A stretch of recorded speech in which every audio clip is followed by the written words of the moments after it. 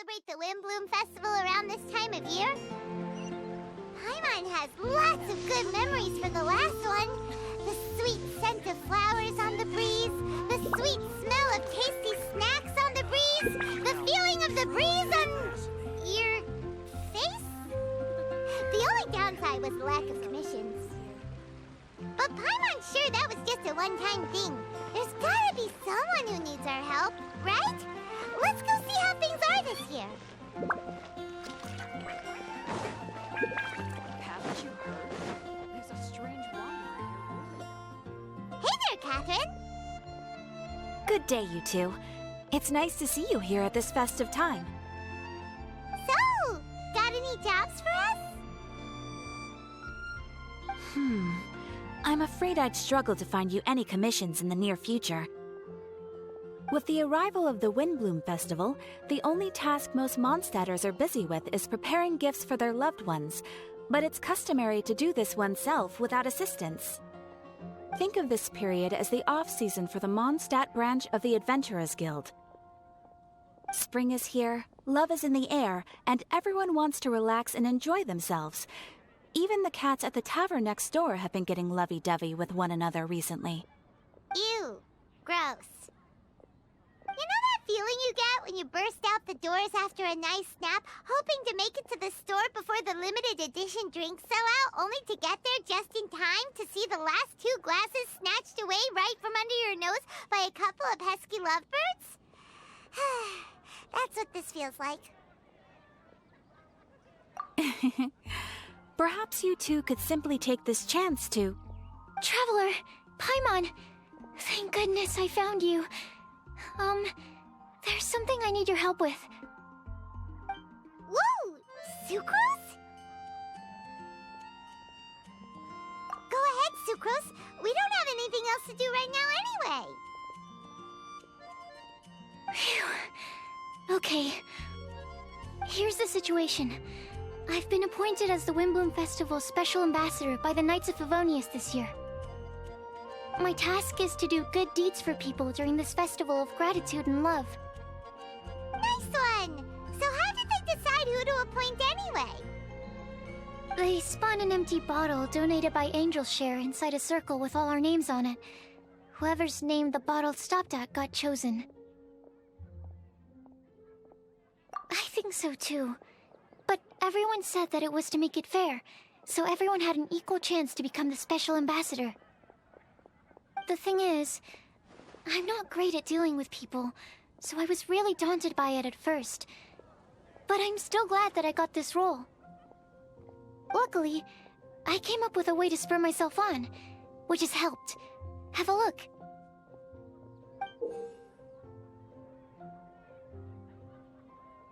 Is that a test tube?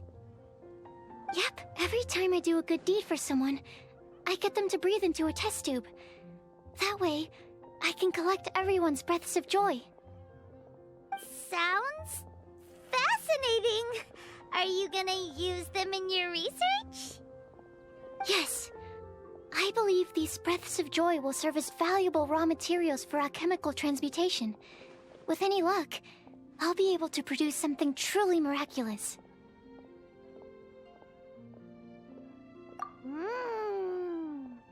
Darn, now Paimon's hungry. Wait, you're doing this on purpose, aren't you?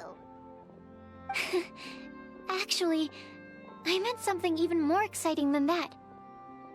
I can't say for sure until I have more test results to confirm my hypothesis, though. Alchemists mustn't make claims they can't live up to. Anyway, I'm still missing one final breath of joy. Oh, is that all you need help with? That's easy. Just treat Paimon to a sweet madame, then you'll get your last breath of joy.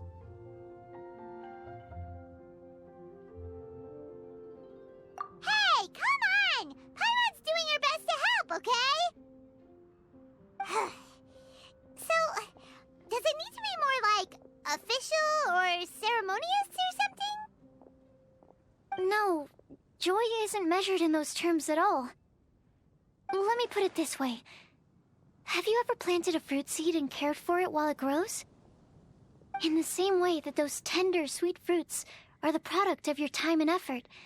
The amount of joy derived from an experience is positively correlated to the degree of hardship overcome during it. For example, in my case, I would say that to experience a statistically significant amount of joy, I'd have to do something like spend 6 months developing a medicine formula to a point where it was finally consistently effective. Similarly, in order to collect a significant amount of joy from other people, I have to find ways to do something sufficiently challenging on their behalf. Oh, Paimon gets it now. Long story short, you want us to help you find people for you to help. Oh, that's pretty tough given that it's the Windblume Festival and all. Oh, I figured since you're such experienced travelers, you might have some ideas. But if even you don't know how to approach this... Really? You have a plan? Well, if she's in, then Paimon will help too. With the talking, anyway. But, if things don't work out, can Paimon still get that sweet madame? Oh, come on, Traveler. This is a festival of gratitude and love, after all. How could you refuse? Excuse me, Sucrose? Could I borrow you for a second? Package for you. Oh, sure. Be right back. Wait, is that who Paimon thinks it is? That's Kale, right? When did she arrive at Mondstadt?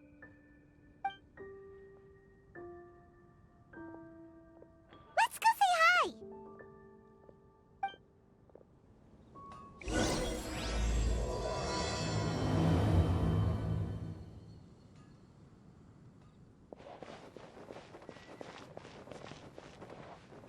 And that's everything. Are they all in satisfactory condition? Yep. Thank you, Marjorie. And that's everything. Yep.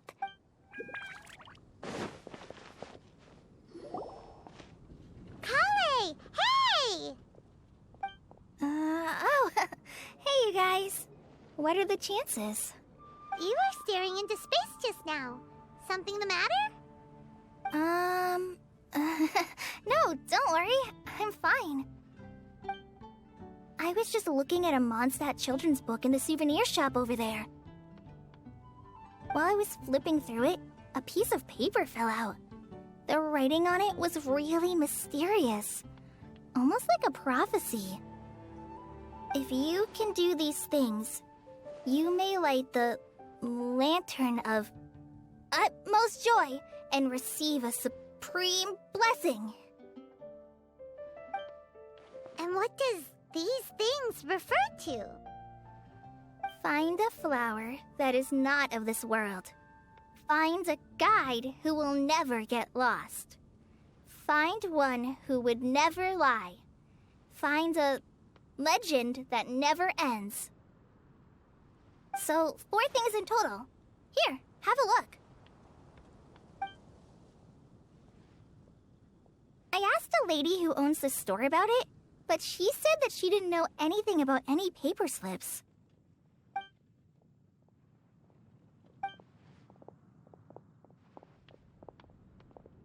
Hi there. Sorry to butt in, but what's the name of that storybook you just mentioned?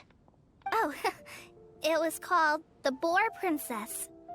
That is strange. I've read that book, and it sounds like that note you found has no relation to the story at all.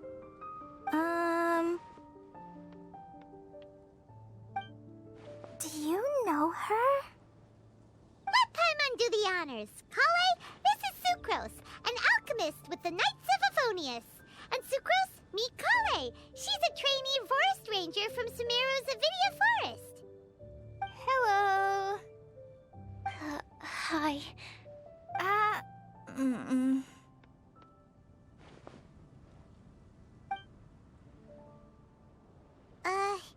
This is getting awkward fast. They're both so shy. So, Sucrose, what are your thoughts on this prophecy? Could it be real? Without having done any research, I couldn't comment definitively. But if you want my subjective opinion, I don't think that it's a nasty prank or anything. The only people who read children's books are those with a childlike wonder and imagination. Or children, of course. I'm sure that whoever put this prophecy there would understand that. Would they really do this just to spread lies and ruin someone's innocence? I can't imagine anyone being so cruel. That's a great take. I love it. Exactly! Who would want to hurt a child's feelings? Okay, so what do you think the blessing is, Sucrose? If I had to guess, maybe a fairy that can make people's wishes come true or something? I haven't read many fairy tales, so this is pure speculation. With no other information on hand or prior research to compare against, I'm afraid it might not even be worth considering. Wow! Her guesswork is really good, though. I want to pick her brain some more. But will she find it annoying if I keep asking her questions? We've only just met after all. What's the best thing to say to someone you're meeting for the first time?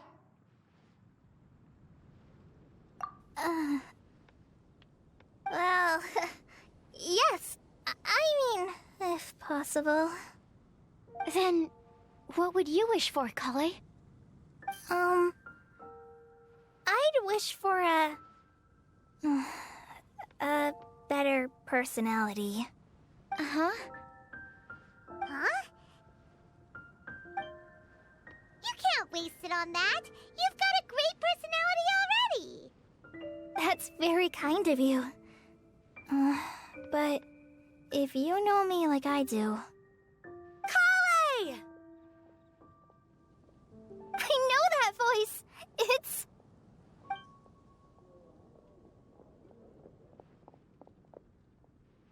Kale! Whew. You made good time, huh? You're way earlier than I expected. I spotted your green hair way off in the distance. Good thing my eyes are sharp, or I'd have missed you. Amber! Have you been doing well? Did you finish all the pita pockets I brought you last time? You bet. They're getting yummier each time you make them. Huh? Wait, remind Paimon, have you been to Mondstadt before? A long time ago, I had a lot of help from a lot of people here in Mondstadt. So ever since my Alizar got better, I've been looking out for an opportunity to come back to Mondstadt and tell them all the news that I've been cured. Thanks. If it's okay with everyone, why don't I take Kale for a walk around town? I'd like to show her some of the places she didn't get to see last time. Of course. Fine by me. Sure, go right ahead! So I agreed to meet my traveling companions by the city gate in a few minutes, so I can't go with you just yet. Oh, that's all right. In that case, you guys go rest up, and I'll go see Master Jean to ask for some time off. Oh, okay. Traveler Sucrose, could you look after Kale for now? I'll come get her later and take her out. There's still a whole bunch of people I need to introduce her to. Sure, no problem.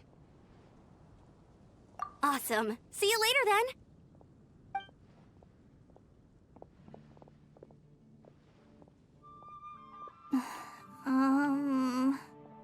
You alright there, Kale?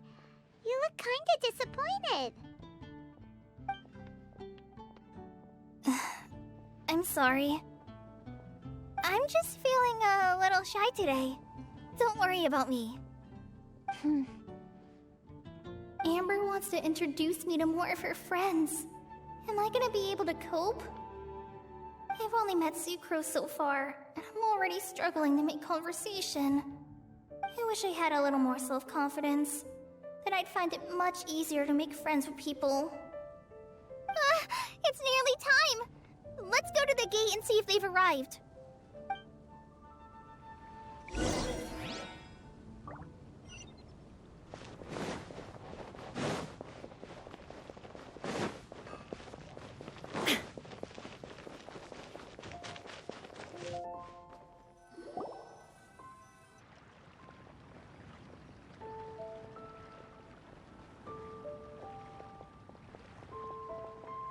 Why is this humble windmill such a great view? I mean, it's understandable. It must have been a long time since you last came to Mondstadt. Because it is the true Great Vayu Viastra?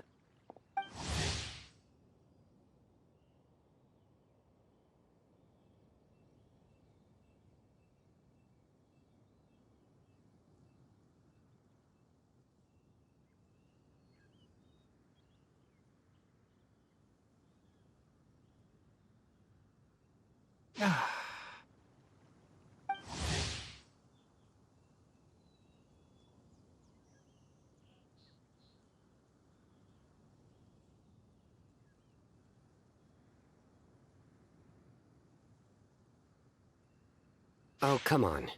Don't tell me you don't get it. View, Vayu, and also Mahamatra, Vayu Viastra? No? Kainari! Sino! Over here! Whew, am I glad to see you.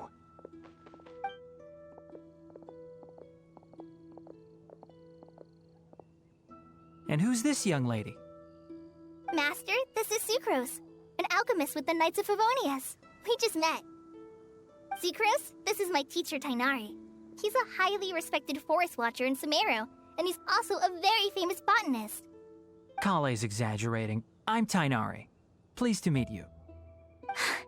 So you have a teacher as well. The pleasure is all mine, Tainari, sir. Yep, he's extremely knowledgeable too. And this is General Mahamatra Sino of the Sumeru Academia. He's really famous in Sumeru as well. Greetings. Though if I might say so, we're purely here for personal reasons. You needn't be unduly concerned with our official positions. And Kale, there's no need to use my full title. Sino is fine. Or sir, if you absolutely must. Indeed. We're not here in an official capacity, just to keep Kale company on her vacation. Keep me company? But it was you two that insisted on coming. Kale is very important to us. We felt obliged to ensure her safety on the long, treacherous journey to Mondstadt. But I've been here on my own loads of times before. What about your work, though? What if something bad happens while the General Mahamatra's away? There should be no issues. I have left my duties in the hands of my subordinates, and two especially reliable helpers. Oh, Sucrose. What were you saying about you having a teacher as well? I was just going to mention that I think we're in a somewhat similar situation. I'm an assistant to Mr. Albedo, Mondstadt's genius alchemist. Oh, please, Sucrose. Genius is an unnecessary epithet. It will serve only to leave an exaggerated impression of me in the minds of our guests. Mr. Albedo, but it is an objective truth. Hey, Albedo's here too! Great! The more the merrier!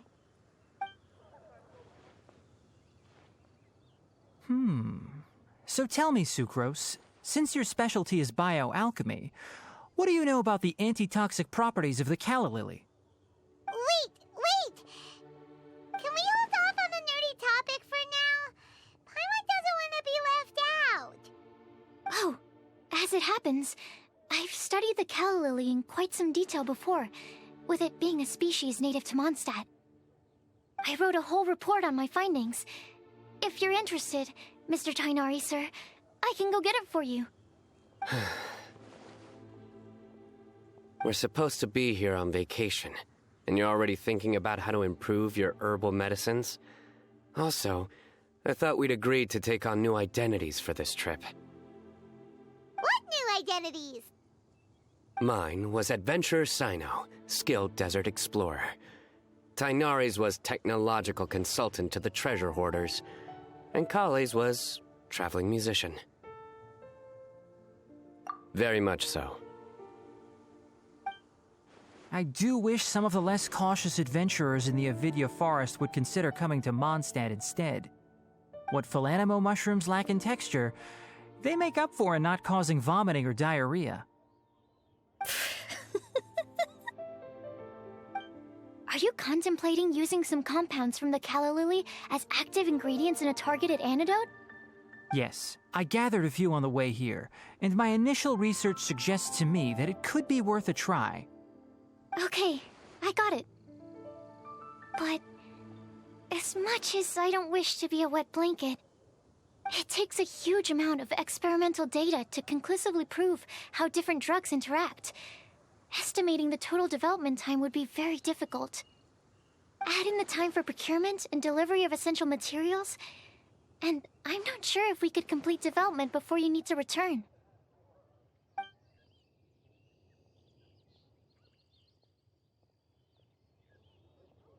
Then please, allow me to help. Mr. Albedo. Apologies for my tardy entrance in the present discussion. I understand you're looking to make an antidote for poisonous fungi, correct? If you happen to have some samples with you, or relevant documentation on hand, perhaps you might give me the chance to review them later. But before that, I invite the three of you to look at this.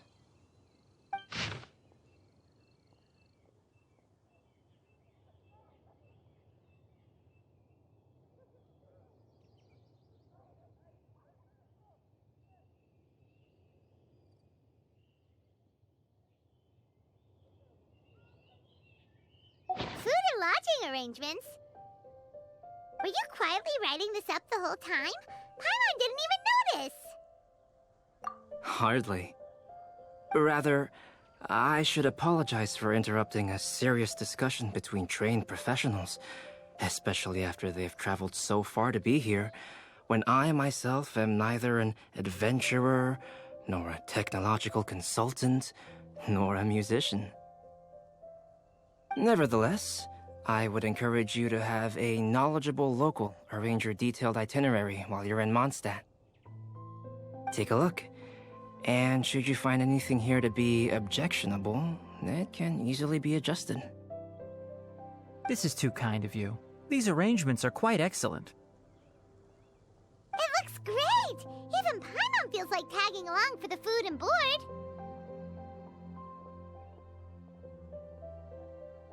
Wait! Doesn't Paimon's opinion matter anymore? Paimon's technically a guest in Mondstadt too, you know! Very comprehensive. The adventurer, technological consultant, and musician all approve. Thank you. Just one thing. We'd like the chance to cook as well. Why don't we change the group dinner to a camping and cooking trip? I'll help pitch the tents. I can help too. And Paimon will take her to Good Hunter to order some starters. Mondstadt's cold-cut platter is not to be missed. Great, then it's decided. Sucrose and I will bring the three of you to your inn for a quick rest. You two, let's meet by the lake this evening.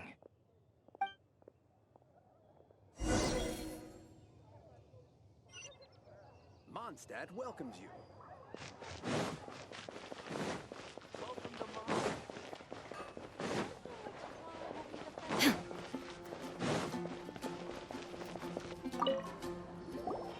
Hey, Sarah! Can we have a cold-cut platter to go? Sure, coming right up. Would you like anything else? Do we, want anything else?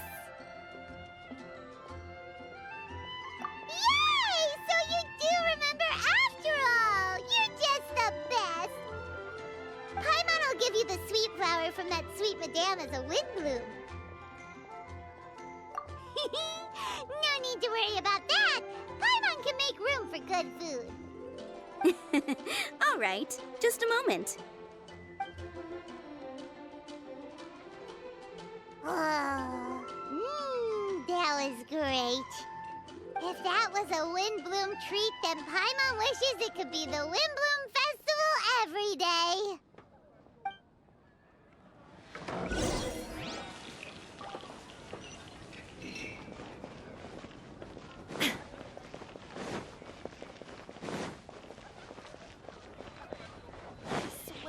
What a winner they are.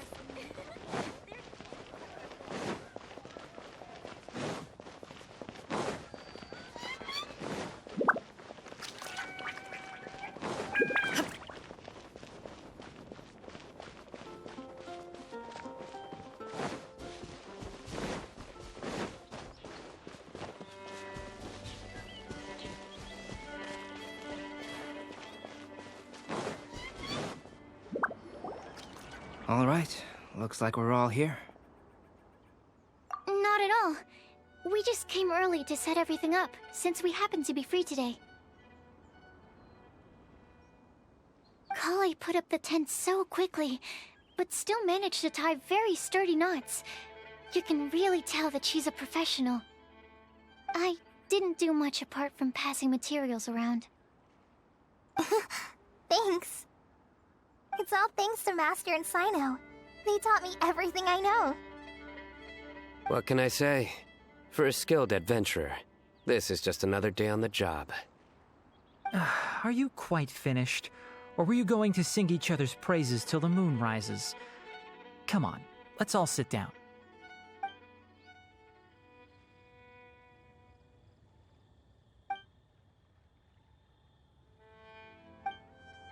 That sunshine sprat was really very good. I didn't watch you cook it, but I believe that the prominent umami flavor of the dish owes itself to more than the fish alone. That's correct. Any further deductions? Let me think. The aroma was quite uniform. Unlike that of a spice blend, it was also unfamiliar to me. So I would venture that it was a Mondstadt specialty. As far as edible Mondstadt plant species are concerned, calla lilies are usually used in soups. So if I had to guess... small lampgrass? That's right. I've long heard that Sumeru's fish with cream sauce is noted for its gentle texture, which brings out the tenderness of the fish. Here in Mondstadt, we're not quite as varied in the use of spices as in Sumeru, but the principle of bringing certain distinct flavors to the forefront through combinations of natural ingredients is very much the same. I liked it a lot. I'm curious as to the exact ratio of ingredients. I'll write a copy of the recipe for you. Would anyone like to try the nutrient-dense meal I made? I'll have some. What about you, Kale? It doesn't look like you've eaten very much. Is your appetite low at the moment? No. I just don't eat a lot normally.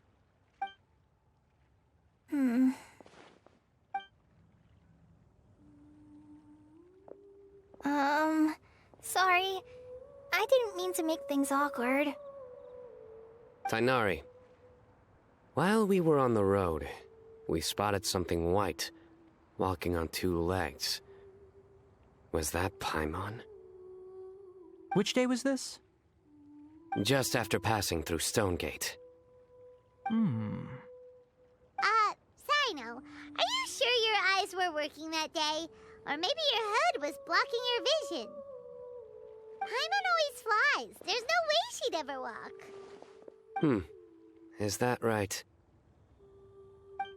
I thought that you'd made me snacked on too many local ground nuts.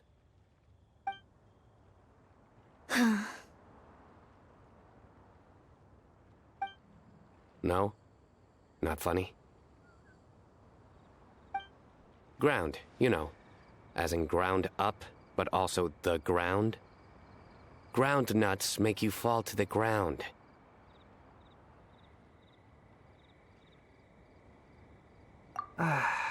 Think of this as part of the process of getting to know Sino. The bright side, these jokes show that he thinks of you as his friends. Still, we could test the hypothesis. What hypothesis?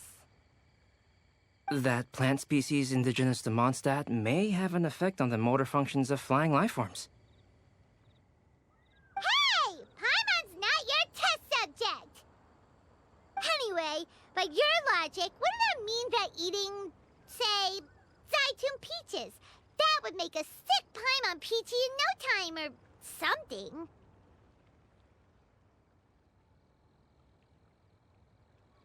Hey! Not you two!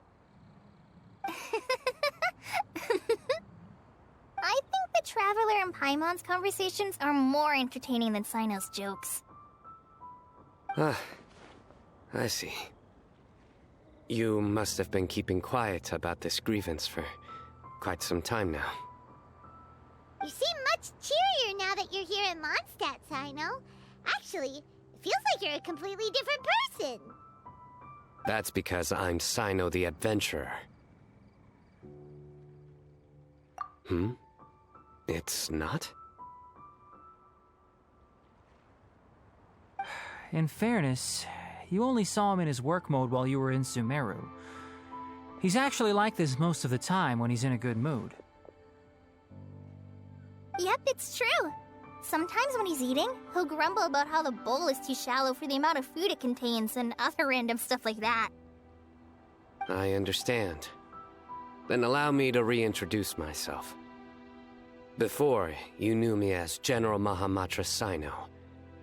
Now, please see me as Sino the Adventurer. Yeah, so that's another thing he does. He'll keep repeating something he thinks is funny until you stop trying to resist. So you have two different mental states? Almost like different phases of matter. Interesting. I want to learn to do that too.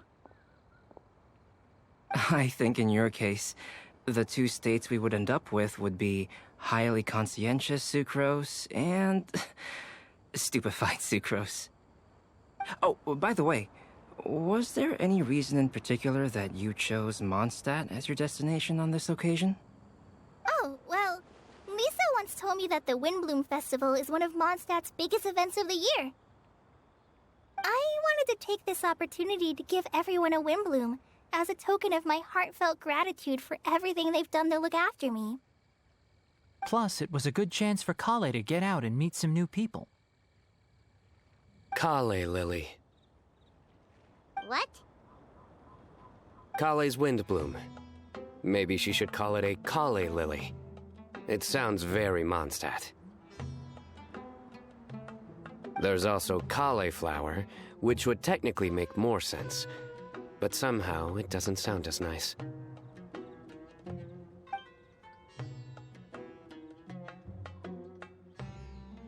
Moving swiftly on. Wow, he just completely ignored the joke and carried on the conversation. Guess sometimes that's the only way forward. Sumeru's been through some major changes recently, and things at work have only just started to calm down. I don't get many opportunities to take a vacation, and this was a chance to join Kale on her trip while also learning a few things about Mondstadt's flora and fauna that I'll be able to pass on to my peers and students on my return. Two birds with one stone. How about you, Sino? I came to ensure Kale's safety. That's just an excuse. Plain and simple. Also, there's the matter of a Genius Invocation TCG custom-made card back. Aha! So you did have an ulterior motive. Have you all played Genius Invocation TCG before?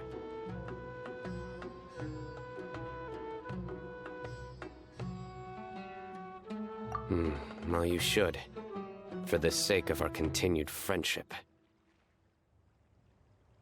When I first began contemplating getting a new card back, I asked around before eventually deciding to ask the legendary Mr. Calx for guidance.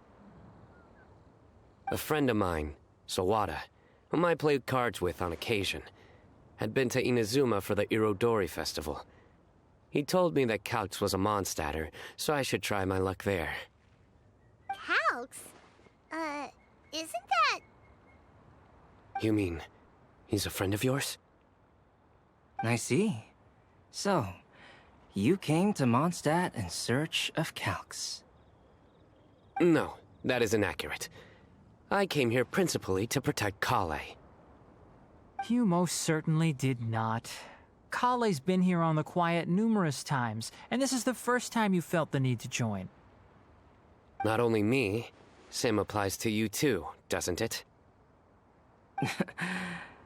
If my writer friend were here now, I'm sure he would describe this curious coincidence as having the makings of a good story. It's always a pleasure to meet a fan. Oh, here it comes. Wait, you mean you're Mr. Calx?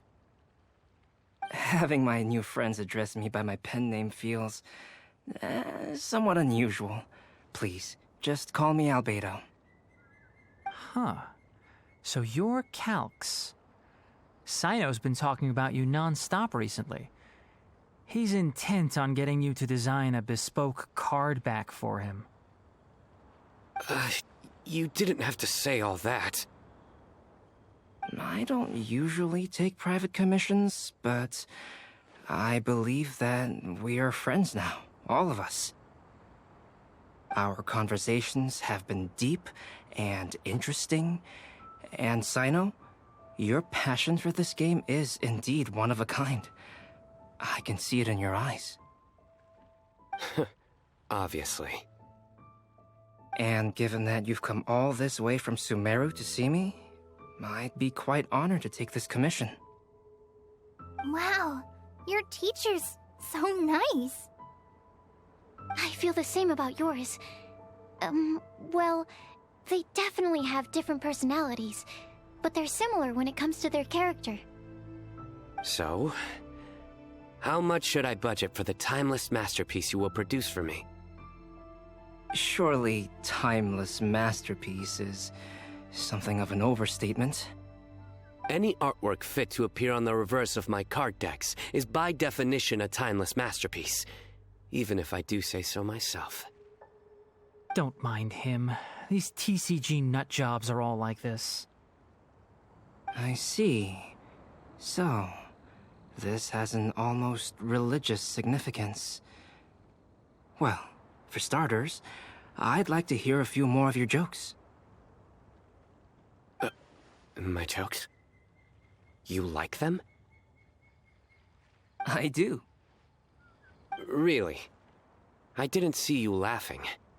Yeah, well, the joke's ability to induce laughter is a separate matter, but I certainly find them fun.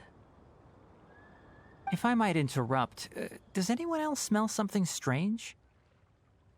My nutritional meal! Will it be okay? Should we go over and take a look too?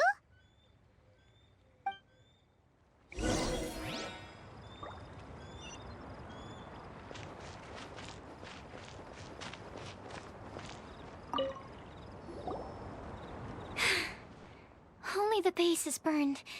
We can still use the cooking pot. It just needs a bit of a wash. Good thing Tainari's nose is so sharp. Has he been in this kind of situation a lot before?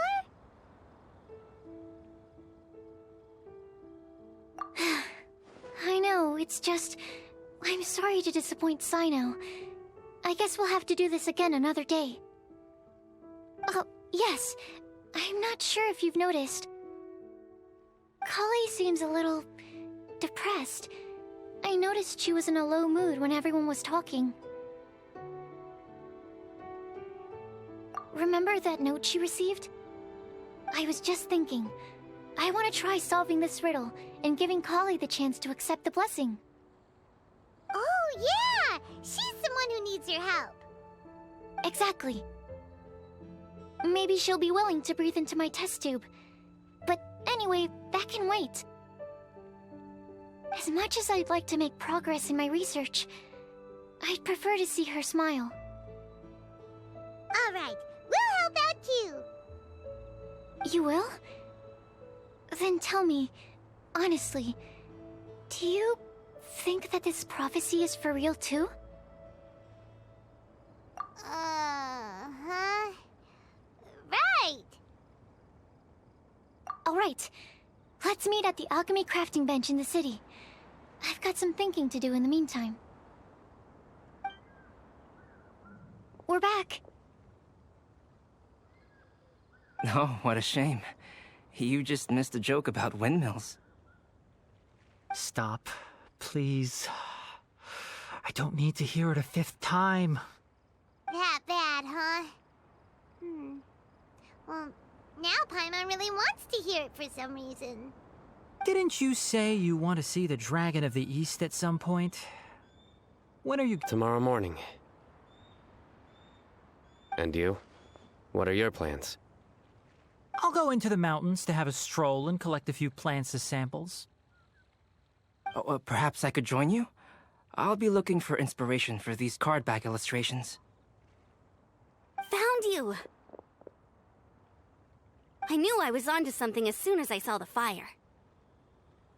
Wow, you have really sharp eyes. That's an outrider for you. Uh-oh. Did we break the fire safety rules or something? Actually, you didn't. Strictly speaking, you should have reported your plans first. But since 2 of our very own alchemists are here, I'm happy to look the other way. Ah, yes, introductions.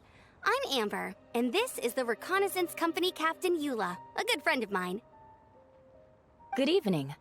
You are friends of Kale, yes? A pleasure to meet you. Oh, Amber and Eula. The pleasure is ours. I've heard a lot about both of you from Kale. Oh, really? All positive, I hope. You asked that last time, too. Of course it was positive. I'd say. We hear the latest news about you every time you write to Kale. Glad to know we've made a good impression so far. Anyway, we're just here to collect Kale, so don't let us interrupt your chat. Come on, Kale. We're gonna take you to check out a few scenic spots. Okay, great.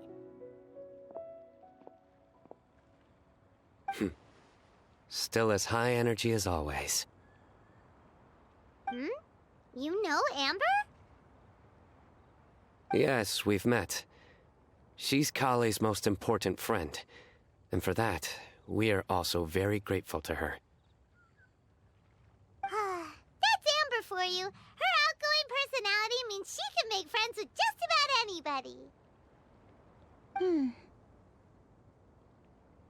It's getting late, and we still have a lot lined up tomorrow. I suggest we all head back and get some rest. All right, I'll start packing up.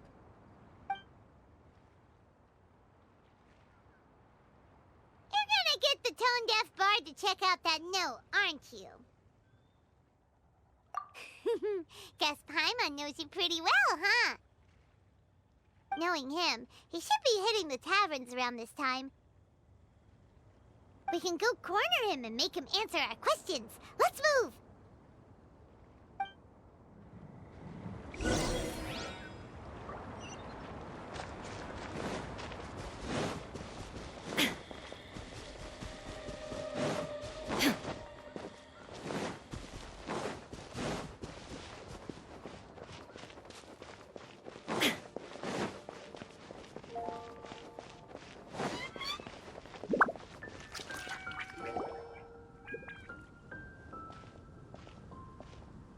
Oh, it's been a while. Paimon called it. Tone-deaf bard drinking as usual. Put your drink down and get your game face on. We've got some important questions for you, mister. Okay. So, what do you make of it? Aren't you forgetting something? It's the Windblume Festival right now. You can't just go around asking people for help so blatantly. Ugh. Well, if you won't tell us the answer, could you at least tell us if this thing's worth a shot? Sounds to me like you want a hint or two. A fine answer. The person who wrote this prophecy is very powerful. If you manage to solve the riddle, good things are sure to happen. Also, I happen to know where this lantern is. Once you've found the 4 things, I'll even write the location down for you. Isn't that generous of me? Whatever. We weren't expecting much from you anyway. You can get back to guzzling wine and blowing wind now. Oh, woe is me. Paimon sees me as nothing more than a drunken wastrel. There are actually a great many things that we bards are required to do. It just happens that enjoying life is the most important one. Once this is over, would you like to join me for a drink? You know, a favor for a favor.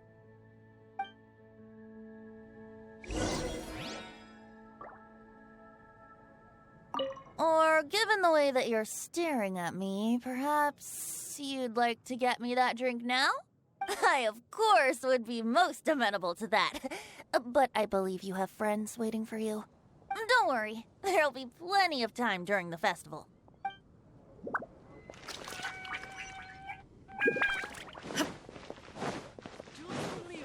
Come take a look.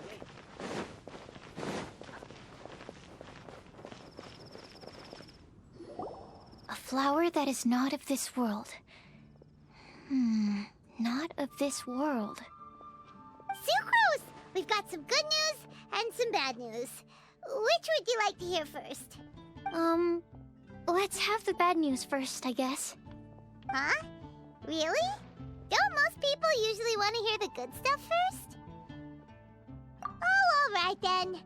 Basically, we went to Windrise to divine the breeze. The wind said that the prophecy is real and that your idea is a really good one.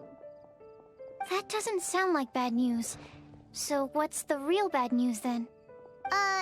Paimon ate the bad news!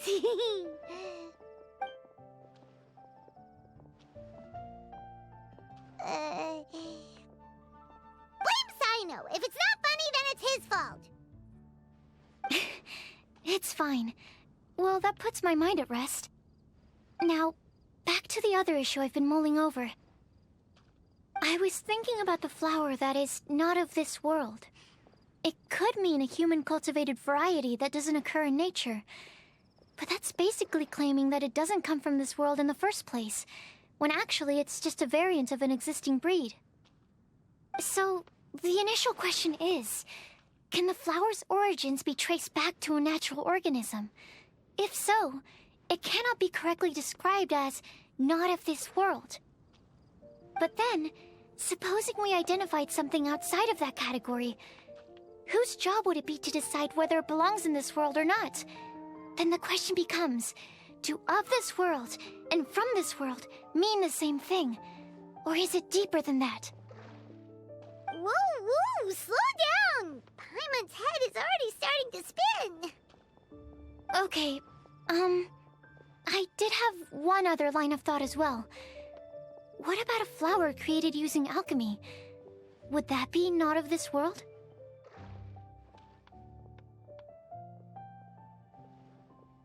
Albedo may know the answer, but asking him right away would be like asking the teacher for the answers to your exam paper. It would render our search for the truth meaningless. I'd rather try and figure this out for myself. Could it be the Windblume? Oh, now that you mention it, that's definitely a possibility. The Windblume doesn't refer to a specific flower. Everyone defines what it means for themselves. In which case, the Windblume doesn't exist in reality. This does seem like a promising direction. I've made a note. Okay, I better go read up on this. Yay! Paimon was actually useful this time! Guess we have that sweet madame to thank, huh? I'll need some time to prepare. Could we meet up here in, say, 2 days' time? Sure thing! In the meantime, we'll also think about the other 3 riddles in the prophecy. But, since we're really going for this now, shouldn't we say something to Kale about it? I originally wanted to leave it as a surprise for her, and I also didn't want to get her hopes up over nothing. But you're right, Paimon. I'll need to be careful how I word it, but I'll try to find some time over the next couple days to mention it to her. All right. Thanks so much.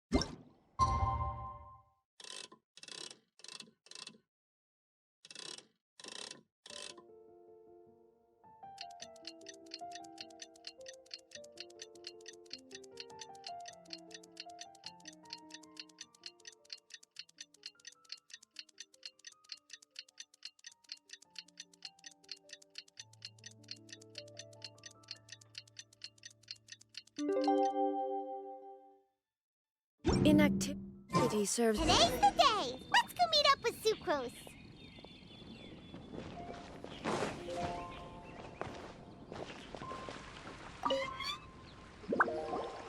Sucrose, we're here! Oh, Traveler, Paimon. I only just arrived myself, so I'm still getting ready. Ah, and Kale just passed by a moment ago. She said she had some things to sort out at the inn where she's staying, but she'll meet up with us when she's done. Apparently, Tainari and Sino both went out, but she stayed behind because she wanted to help us. Not too bad. After reviewing it again with fresh eyes, I came up with a new theory which seems to hold some water. I'll attempt to explain it as simply as I can. I believe that each of the 4 things in the prophecy refers to a different field of knowledge. So, in a way, the prophecy is a test of the reader's intelligence. But it's unlikely for any one person to have expertise in all these different areas. So I suggest that we seek out one expert from each and get their opinion. Also, in 2 out of the 4 areas, the prophecy seems to want us to find specific people. It may even turn out that the people themselves are the answers. So it sounds like we should put our heads together and list out the people who can help us. Exactly. I think we can go through each riddle in turn and generate 4 groups of names to match the 4 questions. Alright, then let's start from group 1. The first riddle was, a flower that is not of this world. Personally, I would still go with Albedo for this one. Alchemy is the most likely to have to do with otherworldly things, and he is by far the leading expert in this regard. Exactly! You're the creator of the Tetratanic Sweet Flower. Who knows? Maybe that's the flower we're looking for. Huh? You really think so? Oh, but what about Tainari? He's a forest watcher and knows all about plants. If it's a flower we're looking for, maybe he's the man for the job. All right, I'll add him to the list as well. On to group 2. This subject is a guide who will never get lost. That's kind of abstract. Does it just mean someone who never loses their way? Wait, but they have to be able to guide others too, so it's not quite as simple as that. Oh, you mean Mona? Yeah, she definitely counts. Mona. Yes, she certainly seems very confident, and she can use her astrology to guide people. Would Bennett count? Well, his luck's so bad that as long as you go in the opposite direction from him, you'll always be going the right way, right? I see. I suppose I can't argue with that logic. Add him to the list. Finding everyone won't take long, so one extra person won't hurt. I know. Would Outrider Amber be a valid candidate for this category as well? Yeah, she would! She's got a great sense of direction after all. As a matter of fact, when the Traveler and Paimon first came to Mondstadt, she was actually the one who gave us directions. Yes, she's certainly a good guide. Is there anyone else? Let me think. Yes, I believe there may be one more. Albedo once made a set of equipment for Mika from the reconnaissance company. He's their surveyor and an exceptional pathfinder.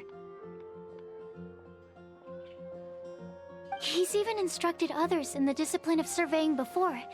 So, in my view, he's highly unlikely to lose his way and would be very good at helping others find theirs. Cool! Another one for our list! Wait, Kale should have been here by now. Wonder what's taking her so long. Sorry, could we continue our chat somewhere else? Oh, you wanna go see how she's doing, right? Sure, let's all go.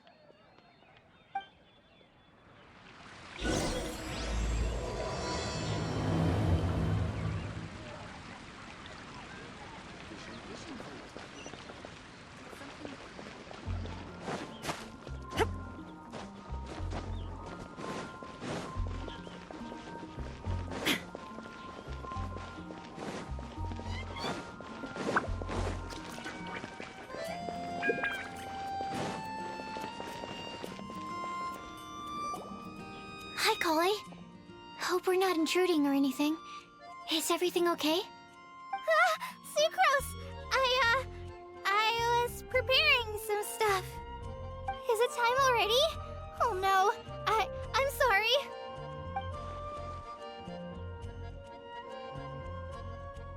Don't worry. The Traveler and I only just met up. We were just worried that you might get lost along the way, so we thought that we'd come get you. Thank you. I'm ready to join you now. How's that thing going?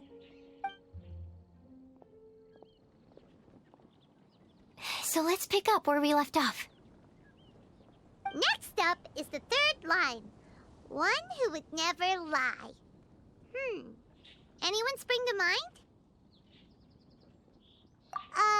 You really think so? Seems like it would be pretty difficult for someone in his position to avoid having to lie.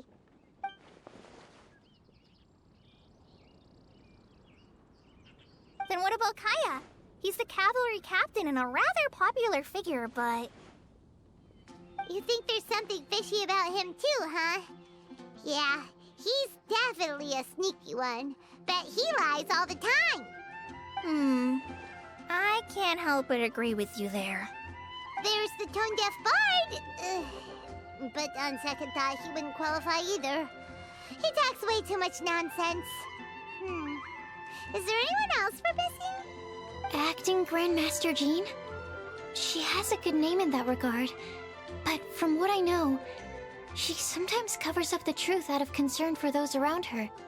For example, when Lisa loses track of time in the library and misses her patrol shift, Jean will come up with some excuse, like Lisa's ill today. Also, she sometimes makes up stories to get Klee to behave, like the one about the big monster that comes to catch naughty kids who don't go to bed on time. Do you think that rules her out?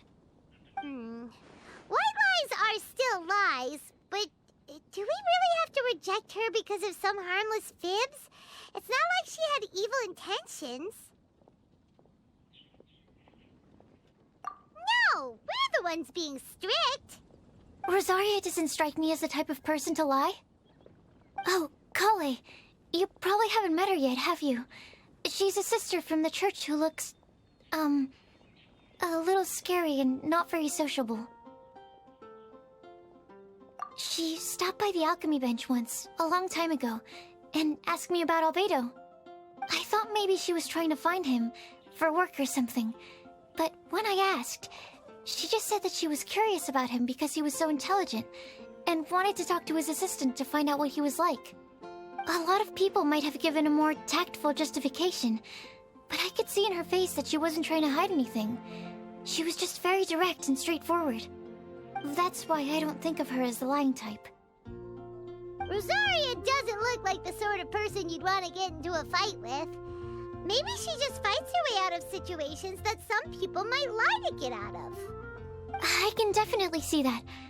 I've also heard the other sisters say that Rosaria doesn't even make excuses when she skips choir. She just doesn't show up. She's a tough cookie, huh? Let's put her name down. In that case, I think Sino fits in this list too. True. Lying's probably more trouble than it's worth for someone like him. Kinda like with Rosaria. Oh, and Paimon also nominates Razor. Bet he couldn't lie to save his life. I've also got someone else in mind. Noelle, the trainee knight. She's a very honest person. I don't think she'd tell a lie. Alrighty, write her name down too. Wait, there's one more person. You know, our long-standing staffer at the alchemy bench. Huh? You mean Timaeus? Yes, him. Truth be told, he's been love-struck recently. He swore that he wouldn't say a dishonest word or slack off until he succeeds in getting the woman he loves. Timaeus has a crush? Yes, that's right. Well, who is it? Do you know her? I've never met her. All I know is that she's from Liyue. Timaeus says that she's fun, has a great personality, and is very, very good looking. Since we're on the topic, helping Timaeus win the Lady of his Dreams was also one of my goals for this Windblume festival. But how can we help with that? I don't know. Make sure he uses nice paper and a fancy envelope when he sends letters to her. Help him pick a nice gift and wrap it properly. That sort of thing. Yeah. I had the same situation once in the Avidia Forest. I helped another forest ranger out by delivering a love letter to the coworker she likes. Yep, that sort of thing exactly. Oh, also, I helped him with some of the groundwork for one of his research projects. He must have appreciated it, because he gave me a refrigeration device that he's been developing as a thank you gift. Is it any good? I mean, it looks nice. Sounds like a no. Alright, guess we'll put Loverboy down on the list then. Okay, so last of all, we have a legend that never ends. Anyone come to mind for this particular line? Lisa, perhaps? A librarian understands books best, and aren't most legends written down somewhere? When I think about legends, fairy tales and picture books come to mind. Maybe Kale. She read a lot of fairy tales when Tainari was teaching her to read. Oh, do I count? Of course you do. I'll put you on the list. I prefer to read things like an illustrated analysis of alchemical substances and their uses, the fascinating principles of crafting, and hypotheses of life. Point taken. Paimon didn't quite understand any of those. Klee might be a good choice. Her mother, Alice, is a renowned traveling author, so I'll bet she's been exposed to all sorts of myths and legends.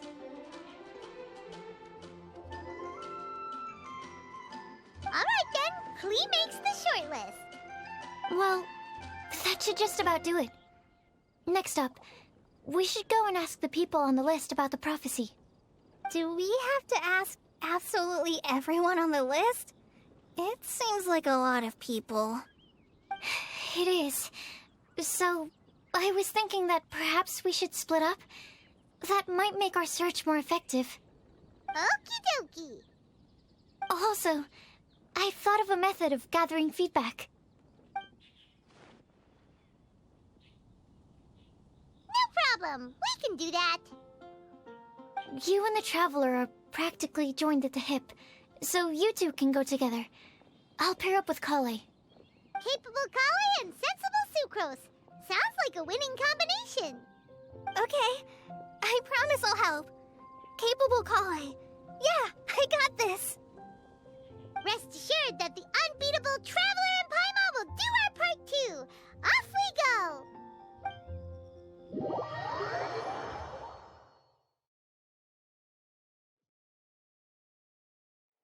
I plan on starting from the person with the most defined stronghold.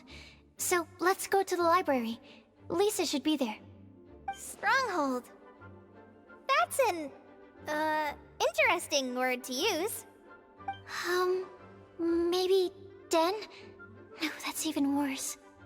How about layer?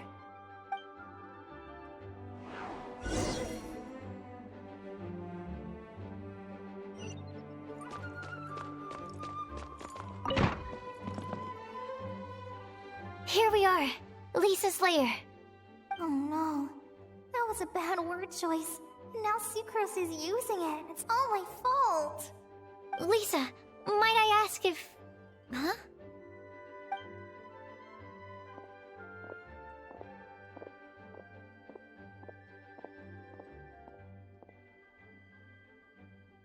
Sucrose. Kale. What are you doing here? I can only sucrose that they were Kale-ing on someone. At least that's as far as I know. Oh, please, just stop it with these puns. I beg you. Are you trying to win worldwide fame for unfunny jokes? Is Lisa not here at the moment? Surprising, isn't it? She went out.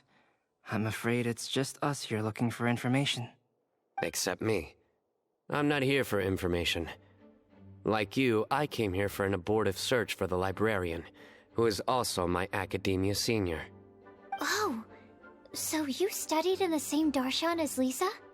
That's right. Her mentor in Sumeru was also my benefactor.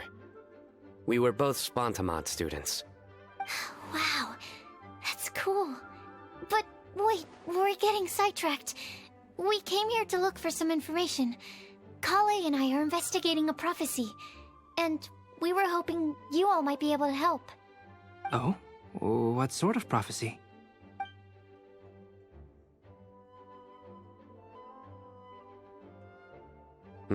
I see. You want to ask them about the flower that is not of this world, and me about the one who would never lie. But there's no rush. You don't need to answer right away. We're just here to tell you about the situation. You can take your time to think it over and submit any thoughts you have in written form to the Sucrose mailbox. The Sucrose mailbox? Yep. I was thinking about it on the way. And although they seem like trick questions, there's a lot to mull over once you get down to the details. A quick answer off the top of your head might not go into enough depth. So, I decided to place a mailbox next to the alchemy crafting table. Everyone can submit their written answers there when they're ready. We don't have to call it the Sucrose mailbox, though. It could just as well be called the Sucrose and Kale mailbox. Or even the Sucrose, Kale, Traveler, and Paimon mailbox. I think in this case, we can just go with your quick answer off the top of your head. Sounds like a good solution. Certainly more reliable than verbal discussion alone. Agreed. Certainly when it comes to discerning whether someone is a liar or not, you cannot simply take them at their word. Understood. Once we've had a look into it, we'll place our replies into your mailbox. Thank you all so much. Okay, let's tick them off the list and carry on working our way down. Already done.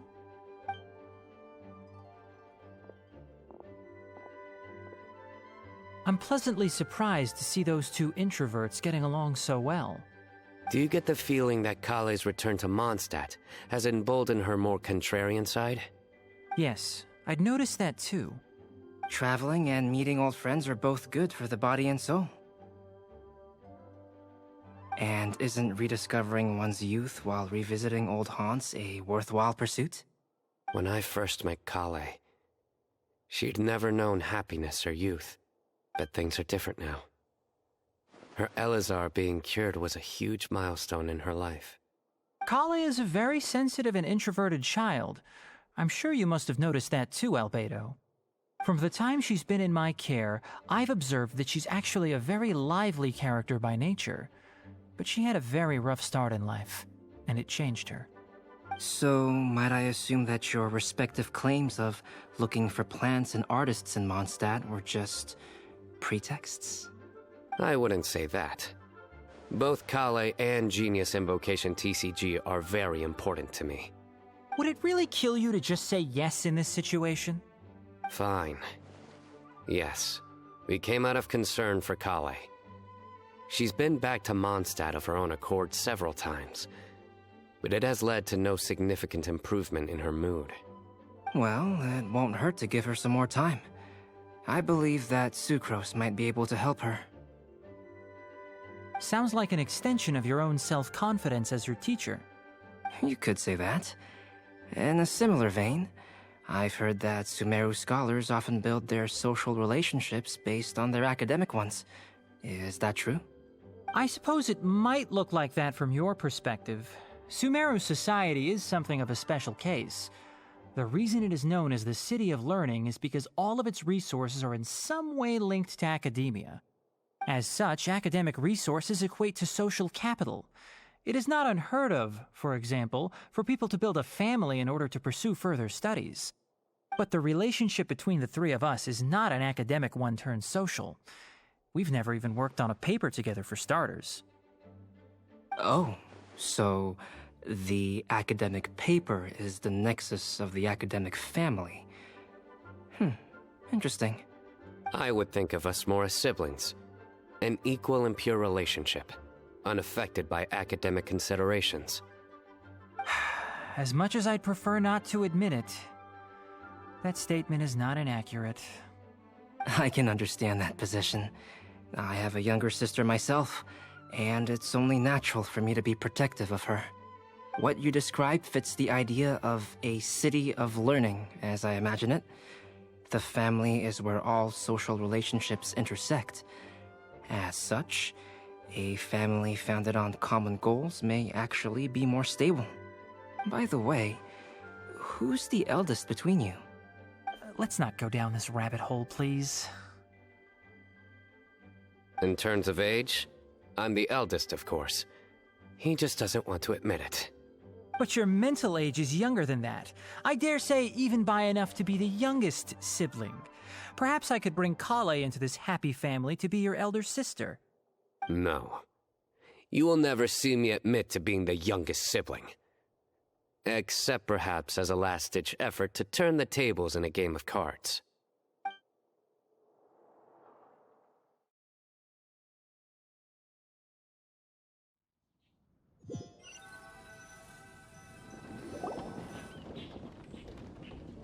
Guess we'll leave Kale and Sucrose to it. Fingers crossed all goes well for them. Now then, where should we go first? Let's try our luck at the bulletin board, shall we? A lot of people tend to show up there at some point in the day. Maybe we'll get lucky.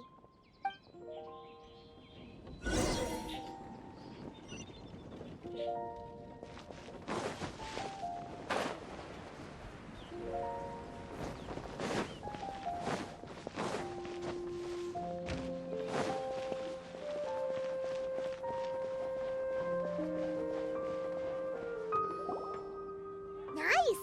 Just as we hoped! There's a load of people here. Huh? Even Lisa's here. Hey there, Traveler and Paimon. It's been a while. How have you been? We've been doing pretty well. You look surprised, cuties. Is it because of me? Teacher is not at the usual place. Oh, please. It's not as if I'm glued to my chair. I like to get out for a little fresh air every once in a while. Mika's here today, so I thought it'd be a good time to introduce him to Bennett and Razor. They're all out and about quite often, so it's helpful for them to get to know one another. Hello, everyone. My name is Mika.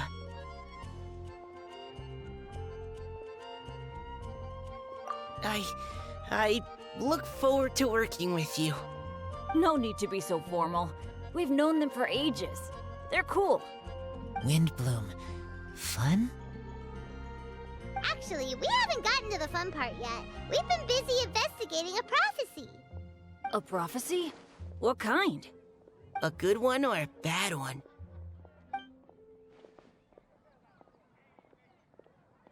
Gosh, that all sounds quite fascinating. I can't believe I made it onto your list of names. You really think I'll be able to help? Believe in yourself. Right. Believe in yourself. You're a first-rate adventurer, Bennett.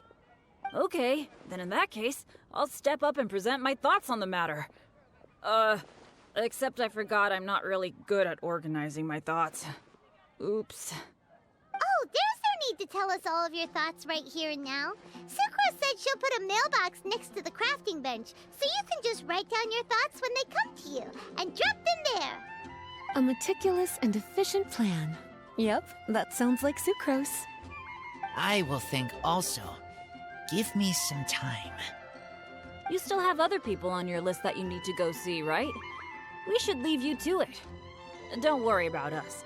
We'll drop off our letters at the mailbox as soon as we're done. Okay, bye for now. Let's head over to Star Snatch Cliff next. Maybe we'll be able to find some people there. And even if we don't find any familiar faces, you can see really far from up at the top. Maybe we can find people that way. Oh, you're working so hard. Do be sure to get some rest when you can. If you get tired, you know you're always welcome to visit me for a break and a cup of tea.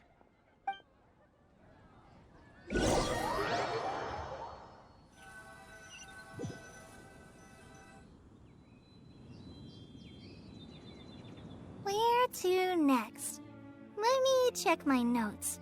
Huh, this way. Got it. Kale, please follow me.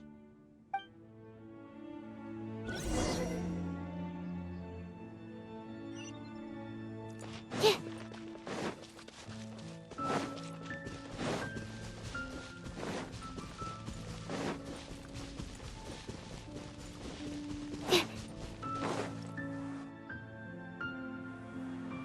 Oh, it's our lucky day. There are several people over there. Amber? Wow, and Eula's with her too.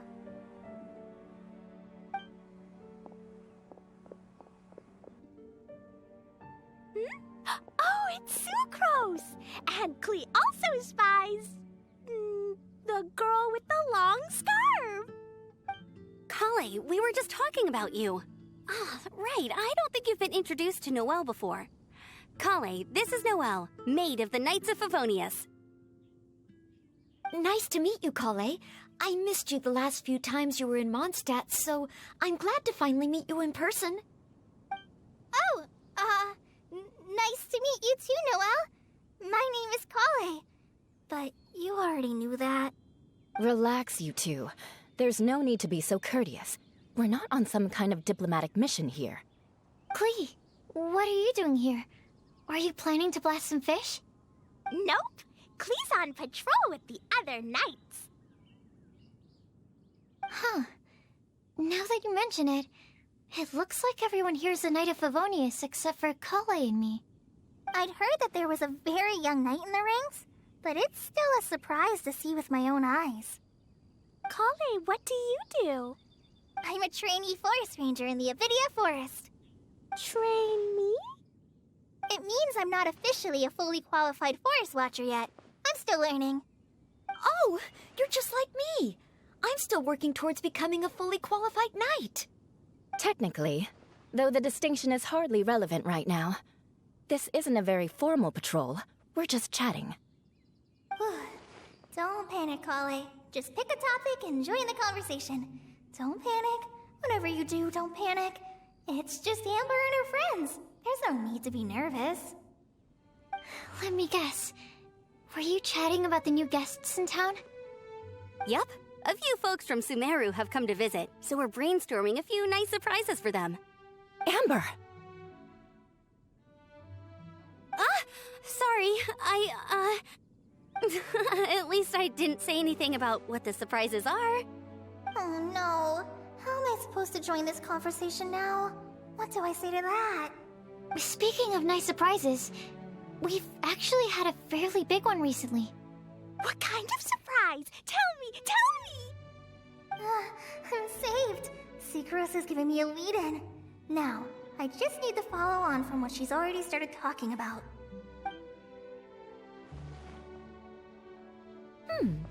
What an interesting prophecy. I have no idea what the answers could be, though. So essentially, you're gathering information to help you solve the riddles, correct? I'll do my best to help. Thank you so much, Eula. Anytime. There's no need to answer right away. We'll put a mailbox next to the crafting bench for people to drop us a note once they've thought of something. I'll drop something in there for sure. Nice idea. I think we can all commit to writing a note. We'll see what we can come up with. Yup, don't worry. You can count on us. But we do have to finish our patrol first. What route are you taking today? We started in the Stormbearer Mountains, and we'll end at the city gates. You'd be very welcome to join us, but it sounds like you're pretty busy with all this. No. There's always next time. We'll join up with you after we're done working through this prophecy. Oh, yeah, so, we'll be on our way for now. See you later. Have a safe trip back.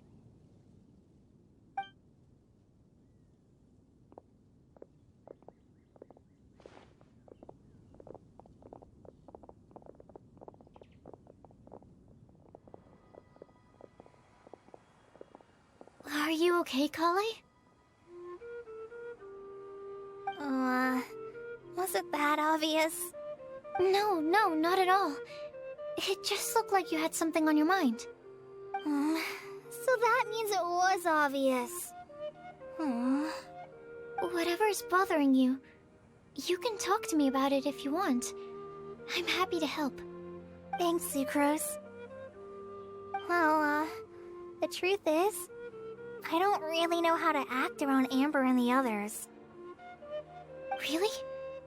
I thought you two were good friends. We are. Amber's a really important friend to me.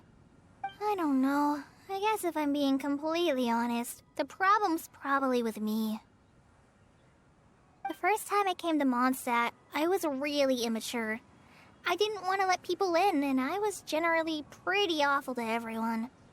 Amber was the one person who didn't give up on me, and if it wasn't for her persistence, I wouldn't have found a friend at all. Without Amber, I might not even be here today. And because of that, I really look up to her. I think of her as my role model, and hoped that maybe one day I could learn to be like her. But after trying and failing for several years, I think I finally realized. I'm no Amber, and I never will be. Looking back, it seems silly that I ever thought like that. We're nothing alike at all. My personality's so... weird. I always get so anxious and I overthink everything. Aw, Kali, don't say that. Sucrose? Would it be okay if I told you a bit about my past?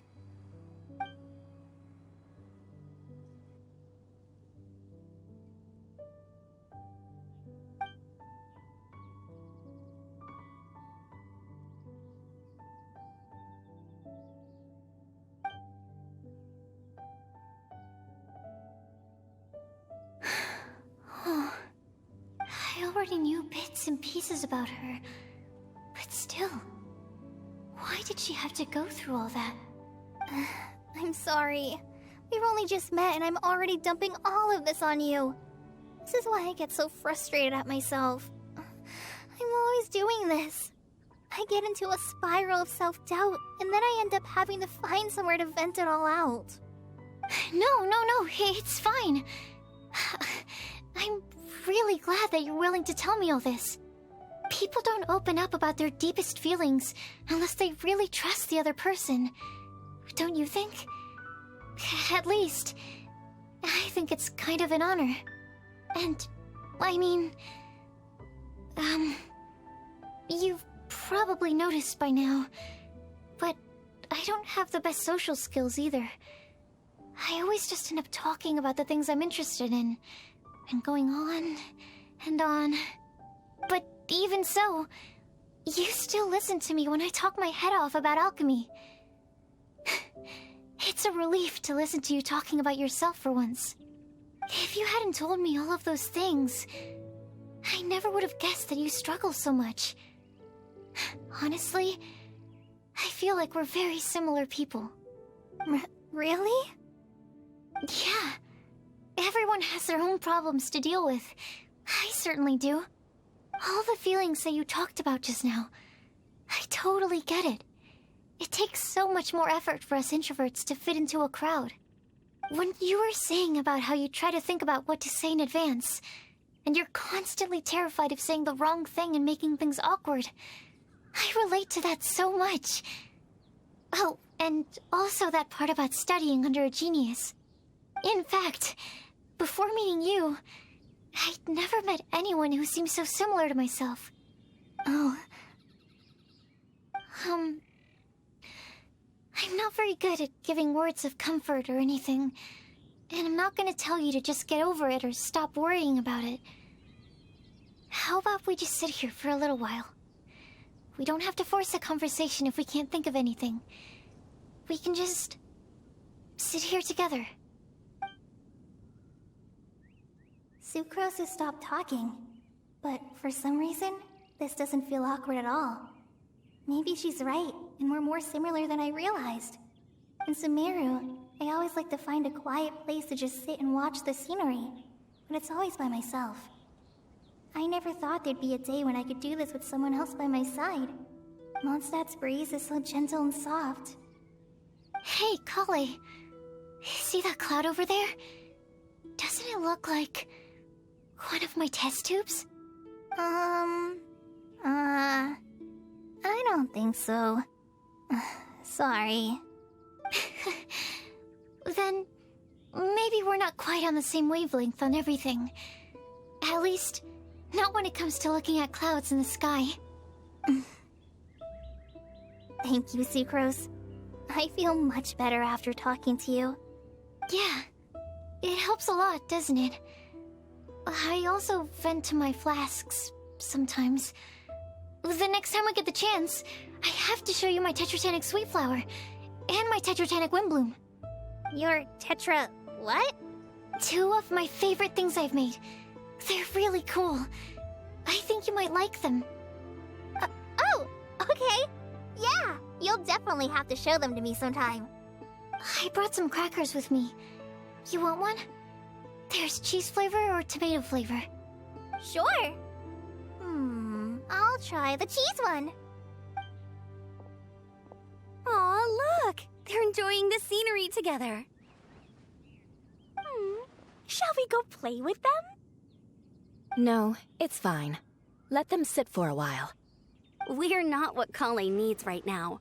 She needs a new friend. Someone different who's never met her before.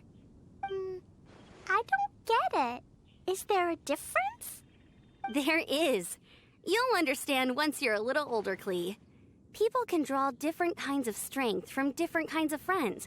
And right now, Colleen needs someone that's just not the same old me.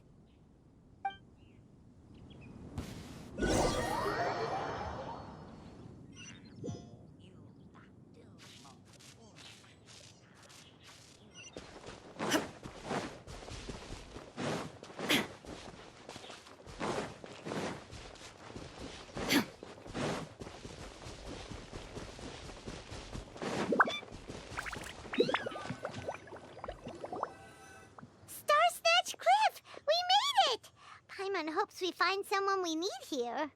Help! Oh, I beg you, please don't let go! Who's that yelling? Let's hurry and take a look.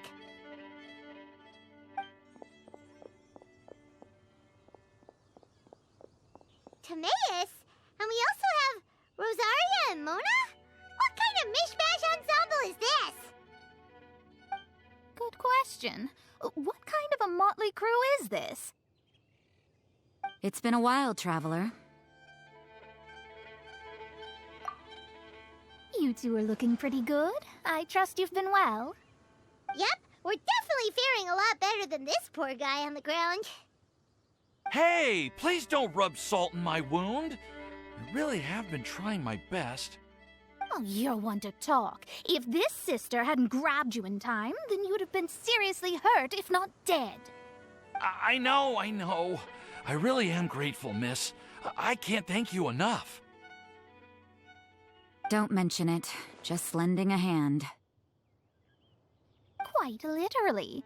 And had she not lent him a hand and pulled him up, he would have gone tumbling down the cliffside. What happened? Did Timaeus almost fall off the cliff? Well, so what actually happened was I came to Star Snatch Cliff today to pick some flowers and ran into Mona on the way.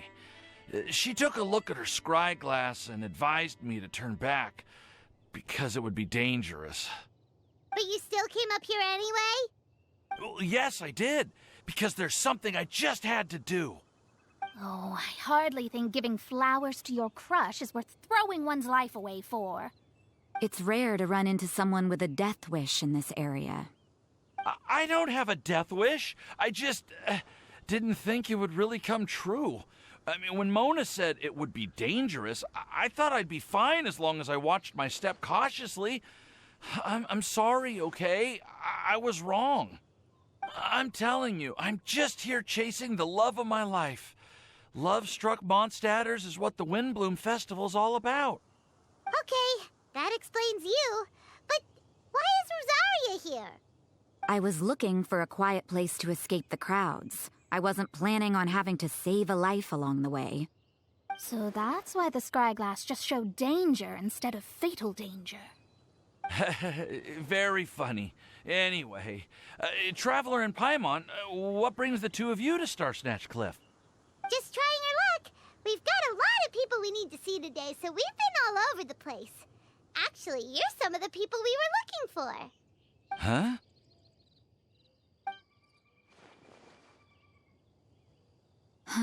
I see. So all we'll need to do is find some clues, make a note, and drop it off at the mailbox? I can't believe there's a prophecy like this, let alone that I have a part to play in it. Oh, I guess this means everyone will find out about my crush now. I came here because I wanted to give some Cecilias to the girl I love. They'll really suit her. She's... No, no one asked. Please, do not subject us to your gushing about your girlfriend. You saw right through me. You said you need clues, right? Well, in that case, Mona Magistus the astrologist will provide you with a personally handwritten letter. Just wait for it to show up in your mailbox. You can be on your way now. We won't keep you any longer. All right, then let's head back for now and meet up with everyone else.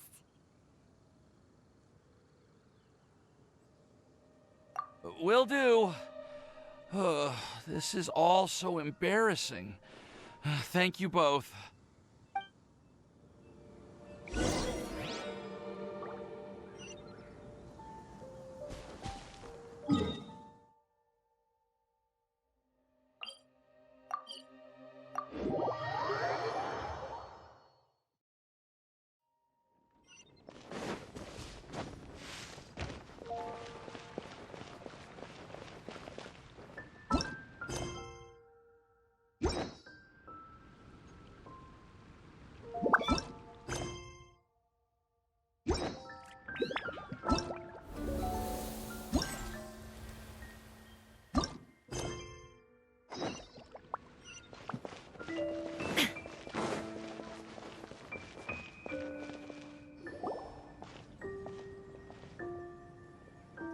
We're back! Oh, but it looks like you two beat us. Welcome back. Did everything go well? Yep, we managed to find and talk to everybody. We got back a little early, so we took some time just now to put the mailbox together. We got really lucky today. The vendors were feeling super generous, so we didn't even need to pay for the materials. It's just a shame that Kale got a splinter. Don't worry about me. I'm used to working in the rainforest. I get splinters all the time. I've already taken care of it. We've already wrapped up everything on our to-do list for today. So, all we need to do now is wait for everyone's letters to arrive. Traveler, Paimon, why don't you get some rest while I keep an eye on the mailbox? You're definitely your master's student, Sucrose. As long as you or Albedo are around, Paimon can relax and know that everything's taken care of. Stop. You're embarrassing me. Wait. Actually, there's one thing that still needs taking care of. Paimon's starving. Hey, Traveler, you want to get dinner? Your treat. I'll go with Sucrose to return the leftover materials to the vendors. You two, go get a proper meal. We can't have anyone going hungry. Yeah, now would be a good time for a break. Once everything is ready, let's meet up here again and collate all the information we've gathered. Sounds like a plan.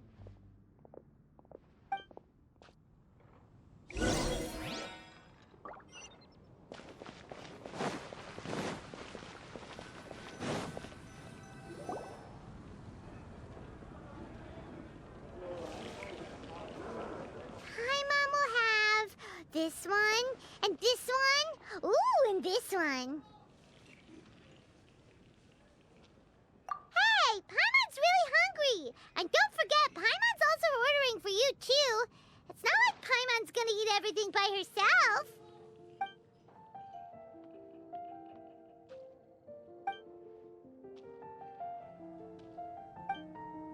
Ooh, Paimon is super full.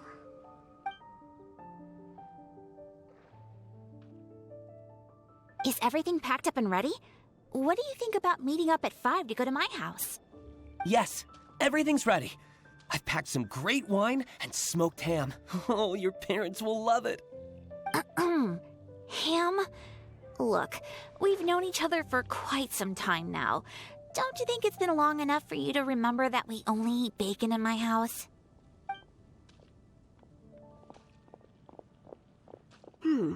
I must remember to get some milk today on my way home. Please, feel free to pay a visit to Cat's Tail anytime.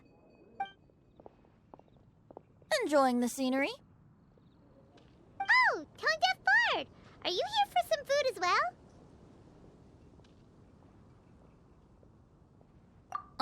Oh, I can put something on your tab? Well, that's a pity. I already had a few drinks before coming here. I shall take you up on your kind offer another day. There should be no shortage of opportunities in the future. Anywho, you should be getting ready to thank me. I come bearing good news. What kind of good news? Behold!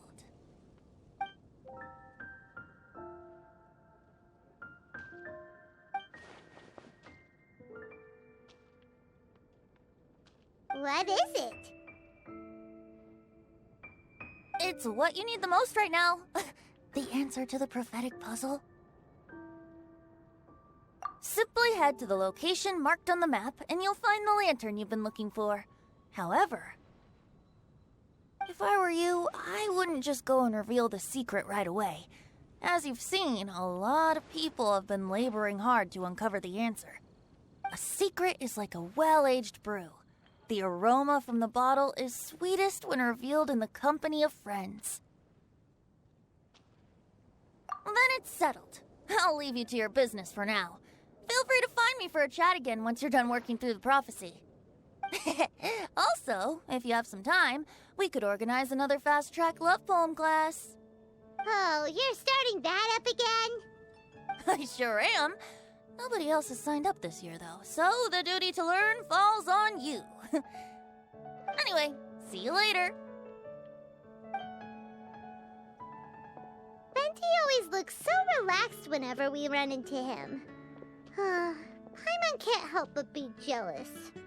Excuse me, if you don't mind, could I chat with you for a moment? Oh? Who are you? You may call me Scarlet. Just like you, I'm a traveler visiting Mondstadt from another land. Mind if I buy you a drink?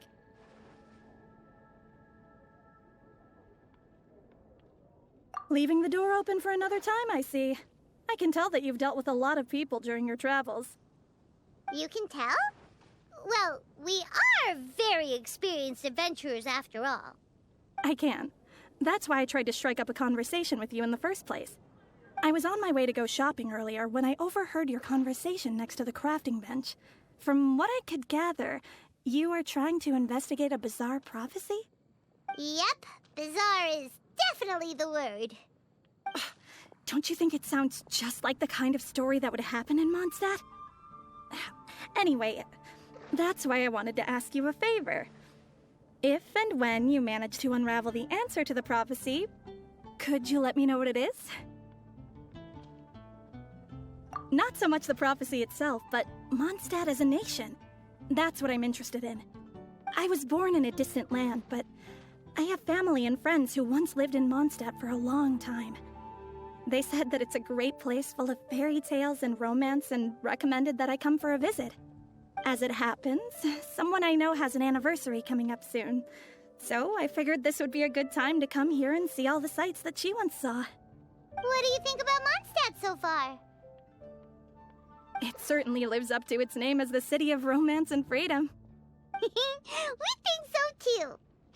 So, about the prophecy. Thank you. You're very friendly. It's been a real pleasure to meet you. I'll leave it to you then. I hope you continue to enjoy the city and have a wonderful day.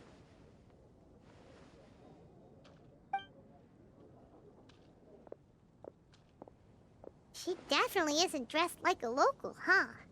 Where do you think her hometown could be? Please find me a flower that is not of this world, and a guide who will never get lost.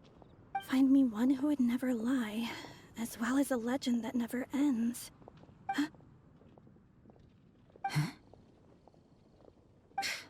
I never thought I'd have someone secretly following me, even in a free city like Mondstadt. Good day to you, miss.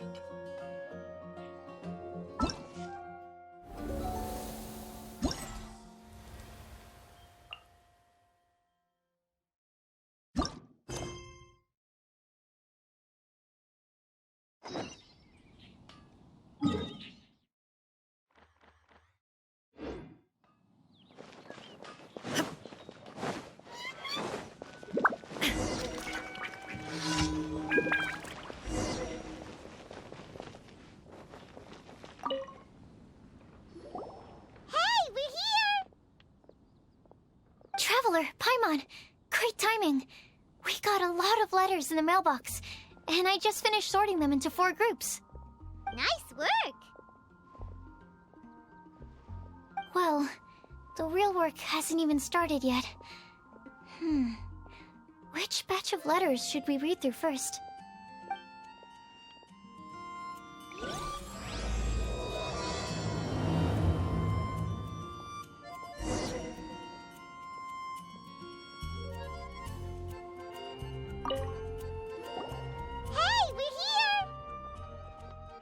Traveler, Paimon, great timing.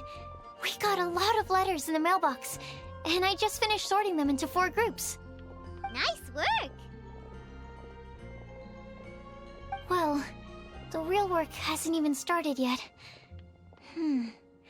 Which batch of letters should we read through first?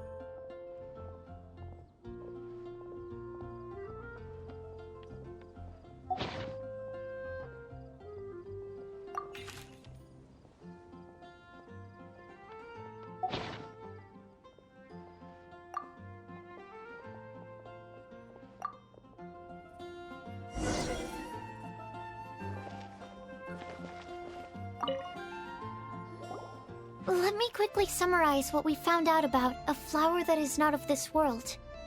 Tainari believes that on closer examination it might be logically paradoxal, while Albedo says that his answer would be better discussed at length in person. As for my answer, I think a clock in the shape of a flower would constitute one that is not of this world.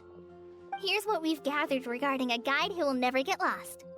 Mona said that she'd like to join us in uncovering the secret behind the prophecy, while Bennett suggests Fischl, Mona, or the Traveler as potential candidates.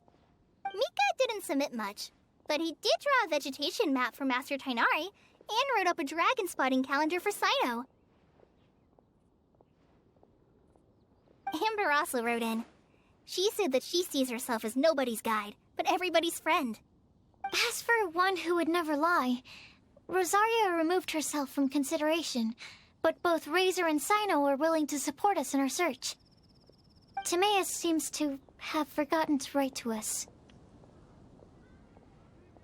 And finally, this is what we've gathered on a legend that never ends. Klee said that her mom has a number of friends who like to write storybooks. Lisa believes that legends live forever in people's hearts. I think that for a legend to be never-ending, it has to be filled with hopes and dreams and actively passed from one person to the next. So, what are the answers to the 4 riddles then? You're really smart, Paimon. I bet you can figure it all out in no time.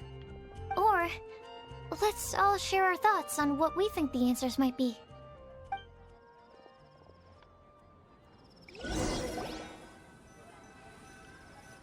Wait! Wait for me! Oh, Timaeus! What brings you here? I'm sorry, I really am. The time just got away from me and I didn't get around to writing that letter. However, I'm happy to announce that I think I can be the one who would never lie. Huh? This is kinda sudden. Not that we don't trust you, Timaeus, but, could you elaborate a little after you catch your breath? Of course, of course.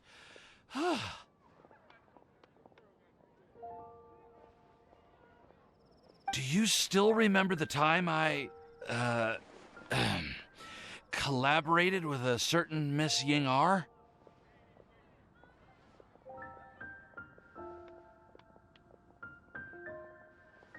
Well, basically, she helped me out a lot with my research into potion making once, and, well, we've stayed in touch through letters ever since. Wait, so Ying-ar is the girl from Liyue that Sucrose mentioned earlier? We always assumed you were hard at work every time we saw you at the crafting bench. So you've just been writing letters to Ying-ar the whole time? No, I mean, not all the time. I've done some work too. And anyway, our correspondence covers a lot of serious topics, like perfumes, potions, alchemy. Anyway, a few months ago, I made a vow to the heavens that I will be true to myself and never utter an insincere word until the day that I've managed to win Miss Ying-ar's heart. So, at Starsnatch Cliff, you were picking Cecilia's as a gift for Ying-ar? Well, that's right. The Cecilia flower is said to represent a once wayward heart transformed by the power of love. I couldn't think of a better flower to give than that. I know full well that Miss Ying-ar is far more knowledgeable than I in both the ways of the world and the ways of our craft, but I thought I should make the effort for once and put myself out there. Which brings me to the subject of the last few days and the Windblume Festival. I thought it was time for me to invite Miss Ying-ar to Mondstadt. But yesterday, Albedo told me that Sucrose has been working hard to help another girl achieve her dream. Huh? And when I went to take a look at our roster, I saw that she'd done my remaining work for me. I feel incredibly guilty. I've been spending all of my time in my own fantasy world while everyone else has been bending over backwards to help other people. How could I ever hope to be worthy of Miss Ying-ar's love if I'm so selfish? Oh, Timaeus. And that's why I've decided to join you. But then what about Ying-ar? Yeah. Haven't you been planning this for over a month now? You said you were gonna invite her to Mondstadt. Well, yes. I did mention in my letters that I'd like her to visit, which is why I just sent her another gift with my hand-picked Windblooms, along with a handwritten letter. I explained that a matter of great importance has presented itself to which I must devote my full attention for the time being. As soon as it's resolved, I'll make haste to Liyue to pick her up in person. I made sure to package the gift and letter with the greatest care. All I can do now is hope that she'll understand. Point being, please know that I sincerely want to support you in this endeavor. Plus, I think I'm an honest person. As far as I recall, I don't think I've told a single lie in my life.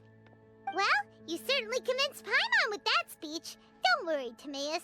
We won't let your determination go to waste. Thank you, Timaeus. Thank you, everyone. I promise to do everything I can to help.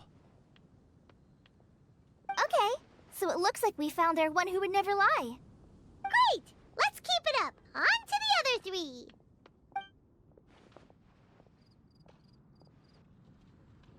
Okay, Paimon will do the honors. Ahem. We have with us here the flower, the guide, the legend, and Timaeus. Huh? Why did you only say Timaeus' name? You should say my name, too. All right. We also have Klee. That's me! With Klee here, this all somehow feels like we're getting ready for a field trip. There's nothing wrong with a more relaxed atmosphere, is there? Of course. We will soon see if my hypothesis has any merit. Actually, I'm still feeling a little nervous. Me too. But weren't you all fired up just a moment ago? Yeah, you're right. Okay, let's do this. Actually, I'm a little worried, too. Deep breaths. Deep breaths. I know what you're feeling. Saying anything becomes so much harder when there are so many people watching. Well, does anyone know the exact location of where we're headed, or should I do a reading on my scryglass? According to the prophecy, once we figured out the answer, we should test it at the Lantern of Utmost Joy. Wait, but where is this lantern? Oh, we know something about that. What?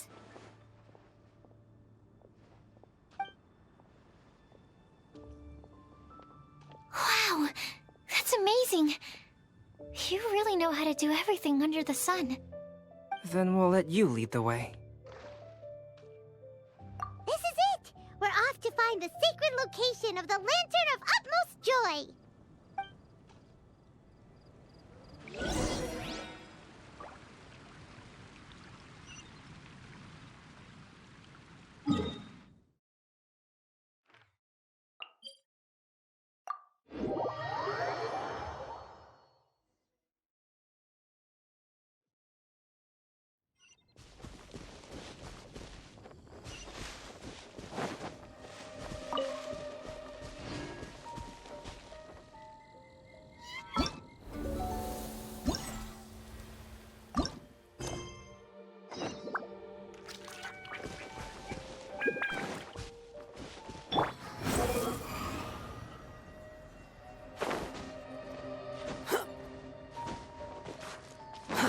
Too slow. Behold! According to the map, it should be somewhere around here. Let me take a look. Oh, it should be right up ahead.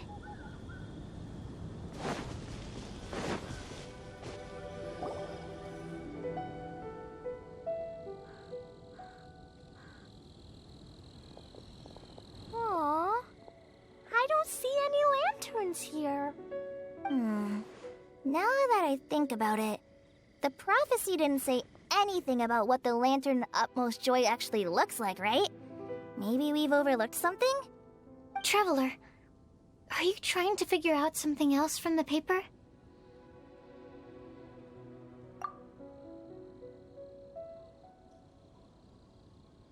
Paimon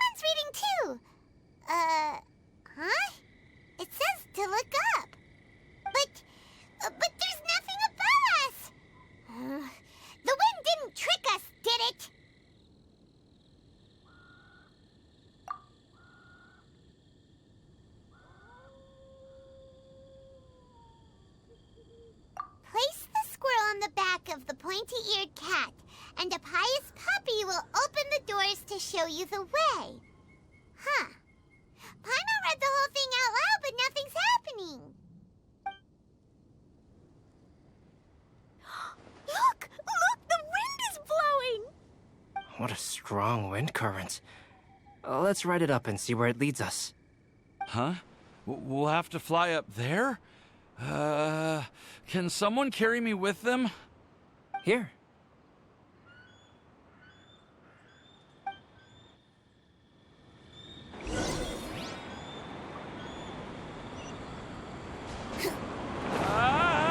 This is the first time I've ever flown like this!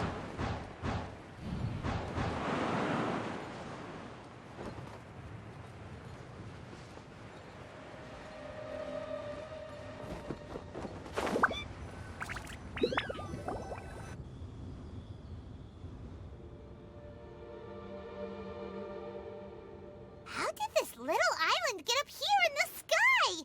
Did somebody make it? Just to be safe, I've been jotting down our entire route here. This way, no one will get lost.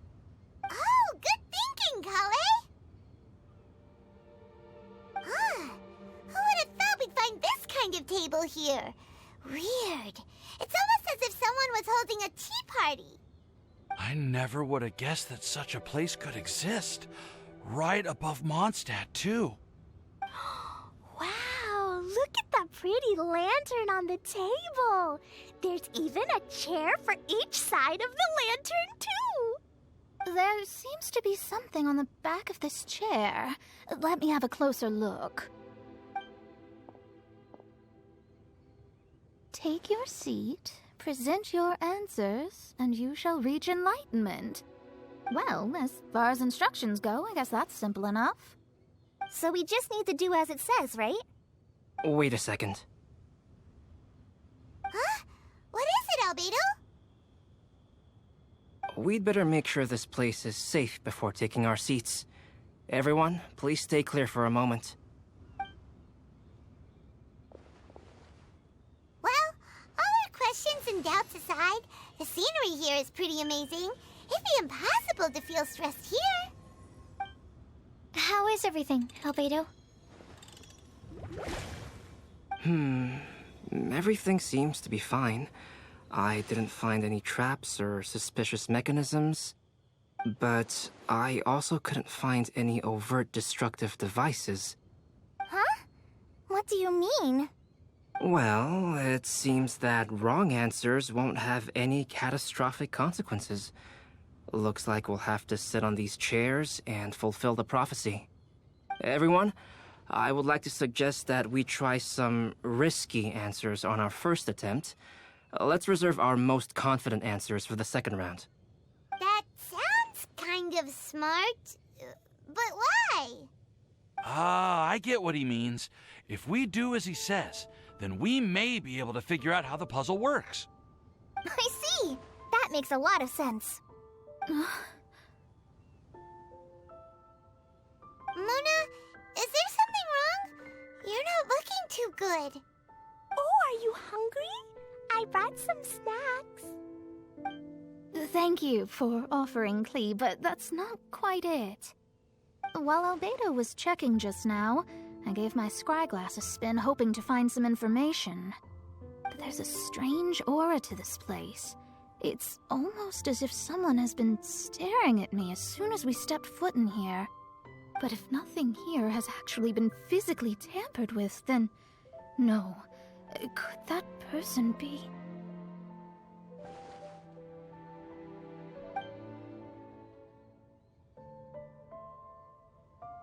What do you mean, Mona? Who could it be? Never mind. It's not like I've got any proof. Don't leave us on the edge like this, Mona. I'll just do what Albedo said. Yes, let's test the hypothesis together, Klee. Come on, join us, Mona. Oh, all right. Okay, then I'll answer the first question. If someone were to ask me to find a flower that is not of this world... You can do it, Sucrose!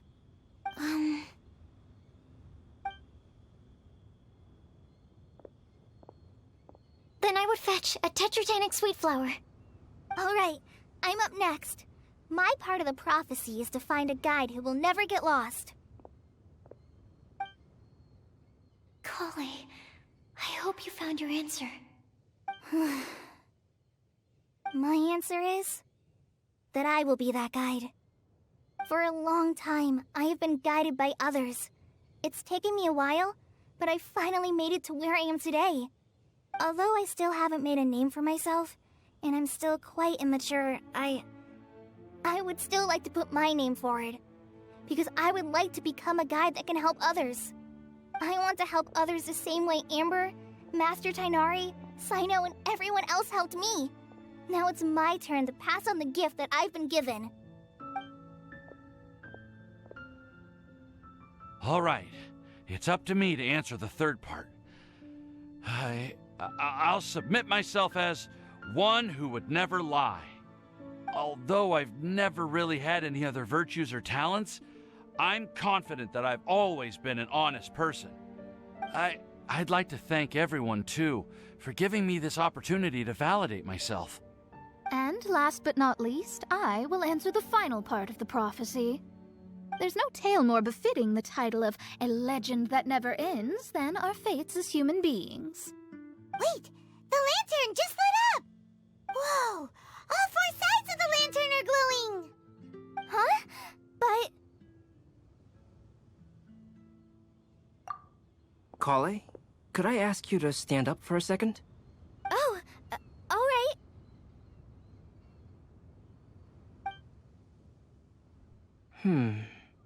Huh? What's going on? Why is it lighting up regardless of who's sitting in the chair? Didn't it say we have to answer all the questions correctly? It's pretty clear now, isn't it? We've just proven that there is no right answer for this prophecy. No right answer?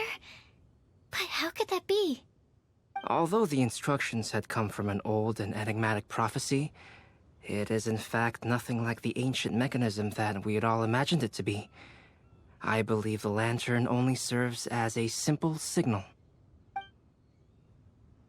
And to think, I never expected you to actually find this place. What? There's someone else here? We meet again, traveler. Hey! You're that Outlander we met the other day at Good Hunter! It's all thanks to you that I was able to find this place. Good thing that you were too preoccupied with the prophecy to notice someone tailing you from the shadows. Oh, is that so? Then, why do I spy yet another person following in your shadow? Wait, really? There's no need for pleasantries. You should know I'm here for you. Is it just because I'm a visitor from abroad? I was there when you snuck your way into Marjorie's place. Huh. So you had your eyes on me even then, huh? That was 2 whole weeks ago, you know.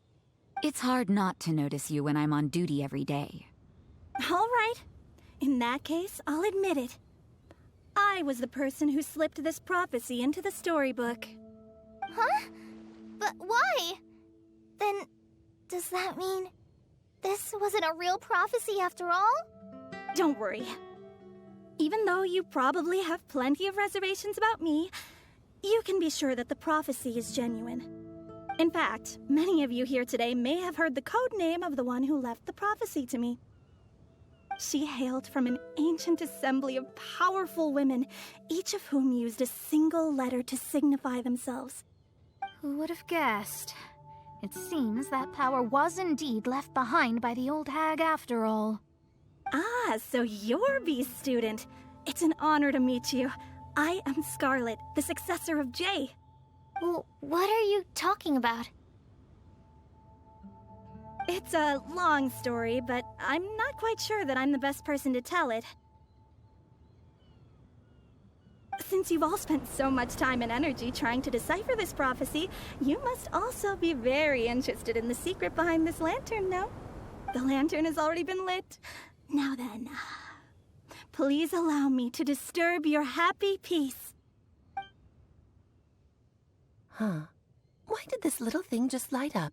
How strange. Hello? On other side of the lantern. Can you hear me over there? Mom? Oh, I hear many youthful voices. Madam, I am Scarlet, the successor of Jay. Oh, since we've last gathered, Jay's successor has already become so reckless and bold. Unbelievable. Wait. Why are you talking just like the old hag? Old hag? Who would dare say that? Is that Mona? Who are you? Who dares imitate my master? And what of imitation and mimicry? It has always been a fool's errand to mimic and learn from humanity. Oh, Alice, I'm here too. Mom, why are you trying to talk like other people? So I see everyone's here. Well then, my warmest greetings, everyone. Miss Alice, why would you... Well, it's been many years since this lantern last lit up. You can't blame me for thinking that one of the old friends from my youth may have decided to catch up again. Why she sounds so coy all of a sudden? And if I recall correctly, we left this lantern in the care of the Animo Archon Barbados. You must be commended for uncovering an artifact entrusted to the god of wind himself. Tell me, are you sitting around my beloved tea party table? It's a really long table. Oh, so you are. I suppose this means even the Animo Archon has granted you entry to this place. Was all of this Scarlet's doing? Wait. Paimon's completely lost now. So what was this assembly you were talking about earlier? Oh, Miss Alice, would it be all right to leave the explanation of that to you? Well, you should be rewarded for making it all the way up here and activating the lantern. Now then, let me tell you a long and ancient story. Ever heard of the Hexenzirkel? As the spooky name suggests, it's a secret society. Once upon a time, it even challenged the Animo Archon himself. But he replied, "Let us make music, not war, and resolve our conflicts through song." From then on, the mages would only ever convene in the woods, in the skies, or on the edges of cliffs. At these tea parties, they discussed their stories and secrets and resolved their differences, as the tea and cakes bore witness to their pledge never to fight amongst themselves. Yesterday I snuffed out the life of my beloved. He had grown old and was extremely sick. He loved me dearly, so I took his fate in my hands and ended his pain. I'm raising a son. Of all the children I had, he's the only one left. But I suppose that still makes me a mother. My lifespan is nothing compared to yours, so I wish to leave you with my storybook. Actually, maybe you can pass it on to your children one day. Oh, this looks interesting. Let me scry. My dear sisters, we mustn't let prophecies threaten our bonds of friendship. Even the most frightening witch was once a little girl, and growing up can be so tough. Sometimes we all need to vent our troubles to the wind. Even if the nations go to war, or the sky falls down, the mages' tea parties shall forever be held around this table.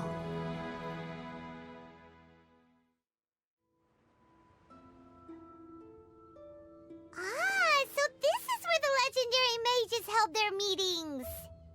That's right. We often met here to chat and have tea. Then, what about the part saying that if we light the lantern of utmost joy, we'd receive a supreme blessing? About that. I never expected anyone other than Jay to actually read the full contents of that prophecy. It's a little embarrassing. The truth is, that prophecy was actually just a letter that we sent to Jay as a group the day before her wedding. So it was indeed written by all of you. I must thank you for resisting the urge to immediately reveal the truth to everybody, Albedo. Knowing you, you probably figured out everything the moment you laid eyes on the message. No, it took me a little longer than that. A flower that is not of this world, a guide who will never get lost, one who would never lie, and a legend that never ends. These 4 descriptions signify 4 individual mages. When a member of the organization had to leave the group to spend the rest of her days with her beloved, the other mages would write down this prophecy and send it to her to invite her for a final get-together. A flower that is not of this world signifies, of course, flowers that do not naturally exist in this world. This is the signature of our full name, Rhindaughter, also known as Gold. If there's anyone in this world who could create a flower species that does not yet exist, it would be her. The guide who will never get lost is N, otherwise known as Nicole. You may not have encountered her yet, but she is a truly extraordinary woman who has made this world's direction and order her subject of study. Some of you may be fortunate enough to have already heard her voice. Like a prophetess, she will only speak to guide people toward the truth when a change has occurred in the world. She has a tendency to suddenly speak in someone's mind without any warning. If one day you would be unfortunate enough to run into a truly dangerous situation, she may use her voice to guide the way forward for you. Who would have guessed that there are so many mysterious women in this world and that they would all know each other? The one who would never lie is me. I hope no one would take offense. It's just that I, Alice, or A for short, have always had a soft spot for those with sincerity and candor. As for a legend that never ends, you may not know M in person, but you've likely encountered one of her works. Have any of you ever read The Boar Princess? Huh? I'm pretty sure every child in Mondstadt has read that book. It's also one of my favorite stories. M was an exceptional human writer who used her prose to teach me the meaning of grief. Don't you think such a person would deserve a seat at the mage's table? Paimon's getting more and more lost. It may sound hard to believe, but I can attest to everything that Alice has said. Jay was also a mortal who aged and passed on, leaving her title to her students and followers. Alice, you've never acknowledged any of Jay's successors. It's now been centuries since the first of us took on her mantle. I've always wanted to meet you. Do you also want to become a mage? Title aside, I think I'm more interested in the meaning and purpose of the Hexen Circle. I used to think that the Hexen Circle was a group of women who could control the very fate of this world. But now, I've seen for myself that besides Jay, many other ordinary people were also among you. Do you think less of us now? No, not at all. My interest has been piqued, and I'm now even more drawn towards the idea of becoming a mage. You're right. I've never acknowledged any of Jay's successors, but you are different. You are much more fascinating than any of your predecessors. Oh, has someone finally piqued Aunt Alice's interest? Now is not a good time, Scarlet, but as soon as I am able, I will seek you out for a meeting. I want you to tell me all about Jay's married life back in her hometown. So the mage who received the prophecy letter from all of you was Jay? She left the Hexen Circle after getting married? Precisely. There was only one way the letter could have been interpreted. She would have known what we meant as soon as she saw the message. We were just asking one thing of her. Please come to see us again. Before you go and settle forever with your happiness, please come share some of it with your best friends and sisters. So, the Supreme Blessing actually meant... All journeys are fleeting and will eventually come to an end. What will give us the most fulfillment and happiness in the end are those who will greet us at our journey's destination. Dear child, I believe you can also understand what I am talking about. We women will always have many troubles and encounter pains and frustrations that will keep us up at night. But no matter how hard things may become, we will cross mountains and oceans to see our best friends again, regardless of how many years have passed or how far the distance may be. As long as we can be with our beloved friends, our hearts will be filled with joy. To us mages, that's what being supremely blessed is all about. Oh. I still don't get it, but I do know that all the mages are Mom's best friends. If you ask how I see it, the Hexen Circle is just a group of ladies that I spent my youth with. Anyway, I'll introduce some of the other members to you all later. I still have a few things to attend to, so this will have to do for today. Bye, Mom! Todoko says bye, too! Goodbye, darling, and farewell to all of our other friends as well. I'm sure we'll see each other again. Oh, now that I think of it, isn't it getting close to that time of year? Yes, it's Windblume again, Alice.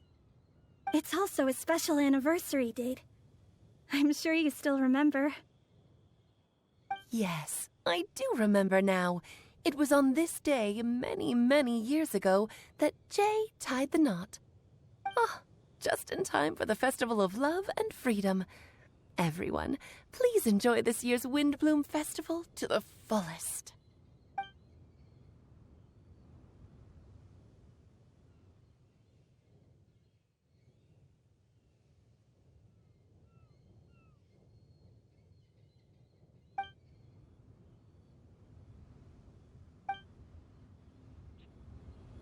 Whoa! Ah, Albedo! Why didn't you tell me we'd have to glide all the way back down?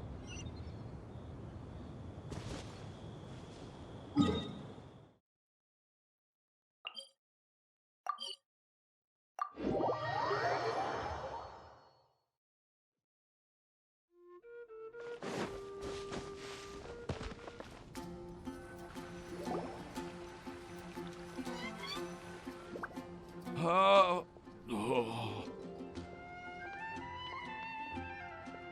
Are you okay, Timaeus? Maybe you'd feel better if you just, let it out. I'm fine. I'm just a little glider sick, that's all. You may want to look into getting your own gliding license when you have the time. It might prove helpful to you. Okay. Sure thing. It sounds like you've still got something on your minds. Why don't you tell us? We're all happy to listen. It's nothing, really. It's just... Well, Alice's story was really interesting and romantic. I won't argue about that. But still, the whole thing wasn't quite what I was hoping for. Of course, I didn't actually expect the supreme blessing to be real, but... Don't say that. None of this was your fault, Timaeus. Honestly, it's more on me for having agreed to be the Windblume Festival Special Ambassador. Had I not asked for everyone's help... If anything, it should be my fault for finding that prophecy. Oh, no. I didn't mean to blame the two of you either. I just feel like... this whole adventure didn't really end on a high note, and we also didn't really get anything out of it. But I'd say we still learned something new. Well, that aside, Timaeus, you still need to go to Liyue to apologize to Yingar, right? Do you want Kali and I to accompany you? Oh, Miss Yingar. I mean... I just really don't want her to get mad at me. Now that I've come back to my senses, I really don't know what I should do. Hey, you three? You may want to look over there. Huh? Miss Yingar? Oh, so that's Miss Yingar? I've never met her before. Yep, that's her. And she actually came all the way to Mondstadt. I am so sorry, Miss Yingar. But how did you... I mean... Are you so happy just to see me? Of course I am. I'm so happy that, I don't, Sorry, I don't know what to say. I was ready to give you a harsh scolding, but now that I've seen you like this, I suppose I could let you off the hook this time. You said you couldn't come to pick me up because of a very important matter, right? Well then, of course I had to come and find you instead. Should we go see how they're doing? Well, I wouldn't. You'll get hit by a forest boar if you interrupt a couple's romantic conversation. Oh, really? We'll just leave them alone then.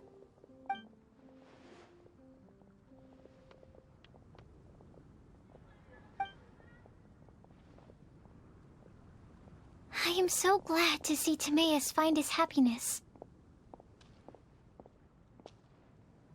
I have to say, I'm even more envious of you, Sucrose. You can be happy just to see others happy, and you gave me so much help without any expectations in return. Even though you said that we're very much alike, I still feel like you have a much bigger heart than I do. But if you say that, then I'd say I'm also nowhere near as brave or tenacious as you. I guess we have the same amount of positive qualities. They're just spread over different parts of our personalities.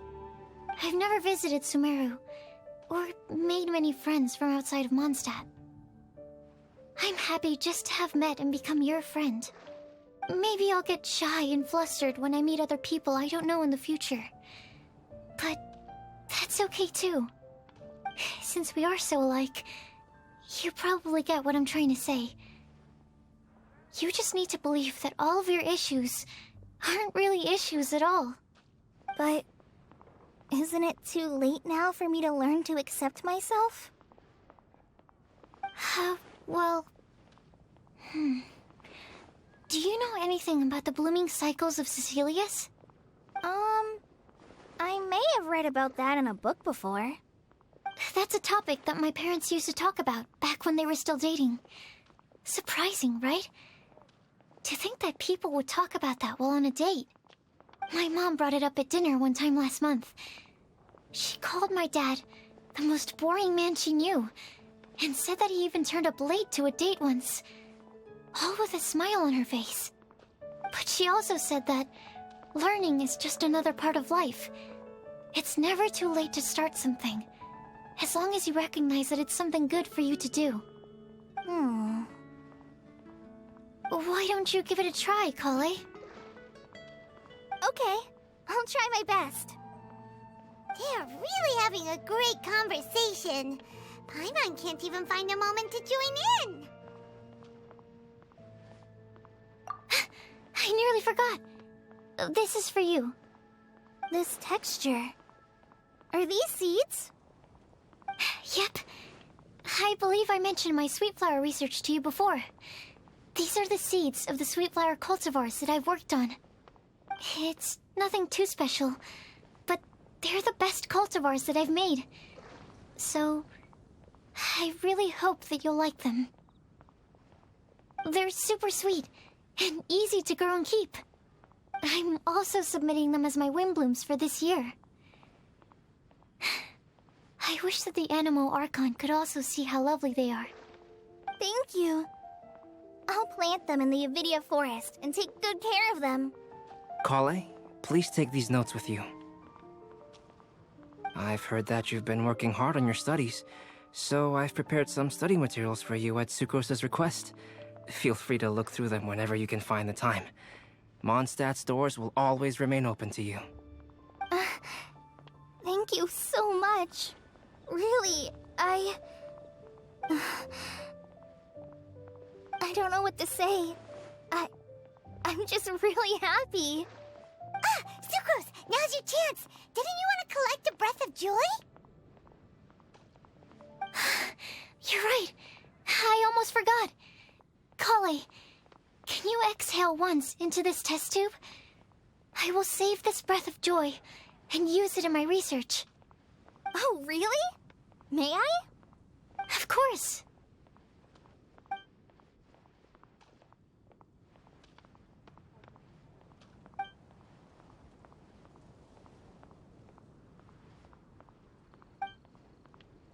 Huh? What was that? It was like a little cloud of happiness, but now it flew away. Well, luckily, there's still some breath left in the test tube. I'll seal it up for now. I'll keep working on it and let you know as soon as I have any breakthroughs in my research. Yeah, you can write to me. I'll be sure to respond as soon as I receive your letter. Oh, it looks like you found a new pen pal. Master Tainari! Sino! If your friendship was forged in a test tube, does that make you test friends forever? That's it. I think you've ruined Sumeru's reputation in Mondstadt beyond all hope of repair. All that matters is that I've enjoyed Mondstadt immensely. The dragon here possesses a majestic form. Oh, that reminds me. Traveler, this card back is for you. Sino wanted you to have one for yourself. If I had to guess, I'd say he probably wants you to use it if you challenge him to a duel. I'm a master of the game. Do you dare challenge me? Can you believe this guy? Huh. Let's knock him off his high horse. Wait! I've got something to give you, too. Huh? Kali has a gift for us?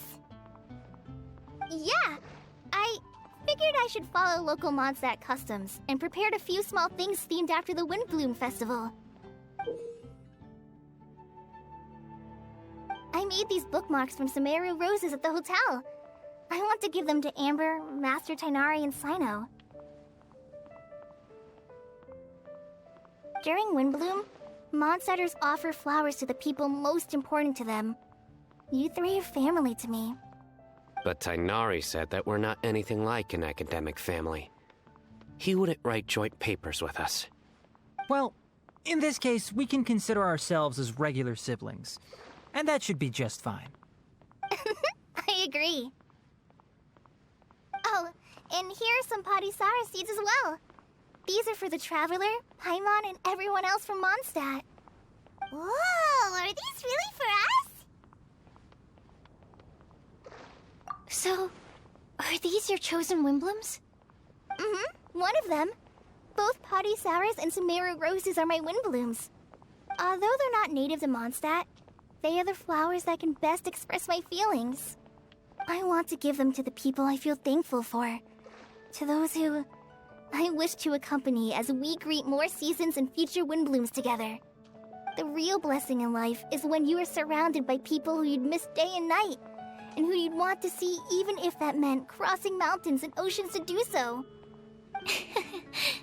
I'm so happy to hear you say that. Sucrose, do you see that cloud over there? Huh? Doesn't it look just like your test tube?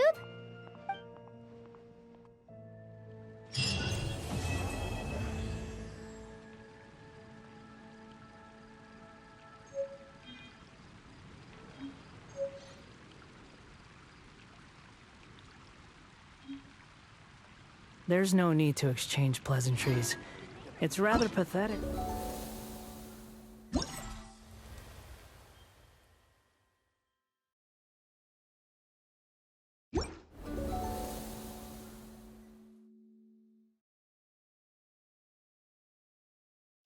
To force a conversation, just to occupy.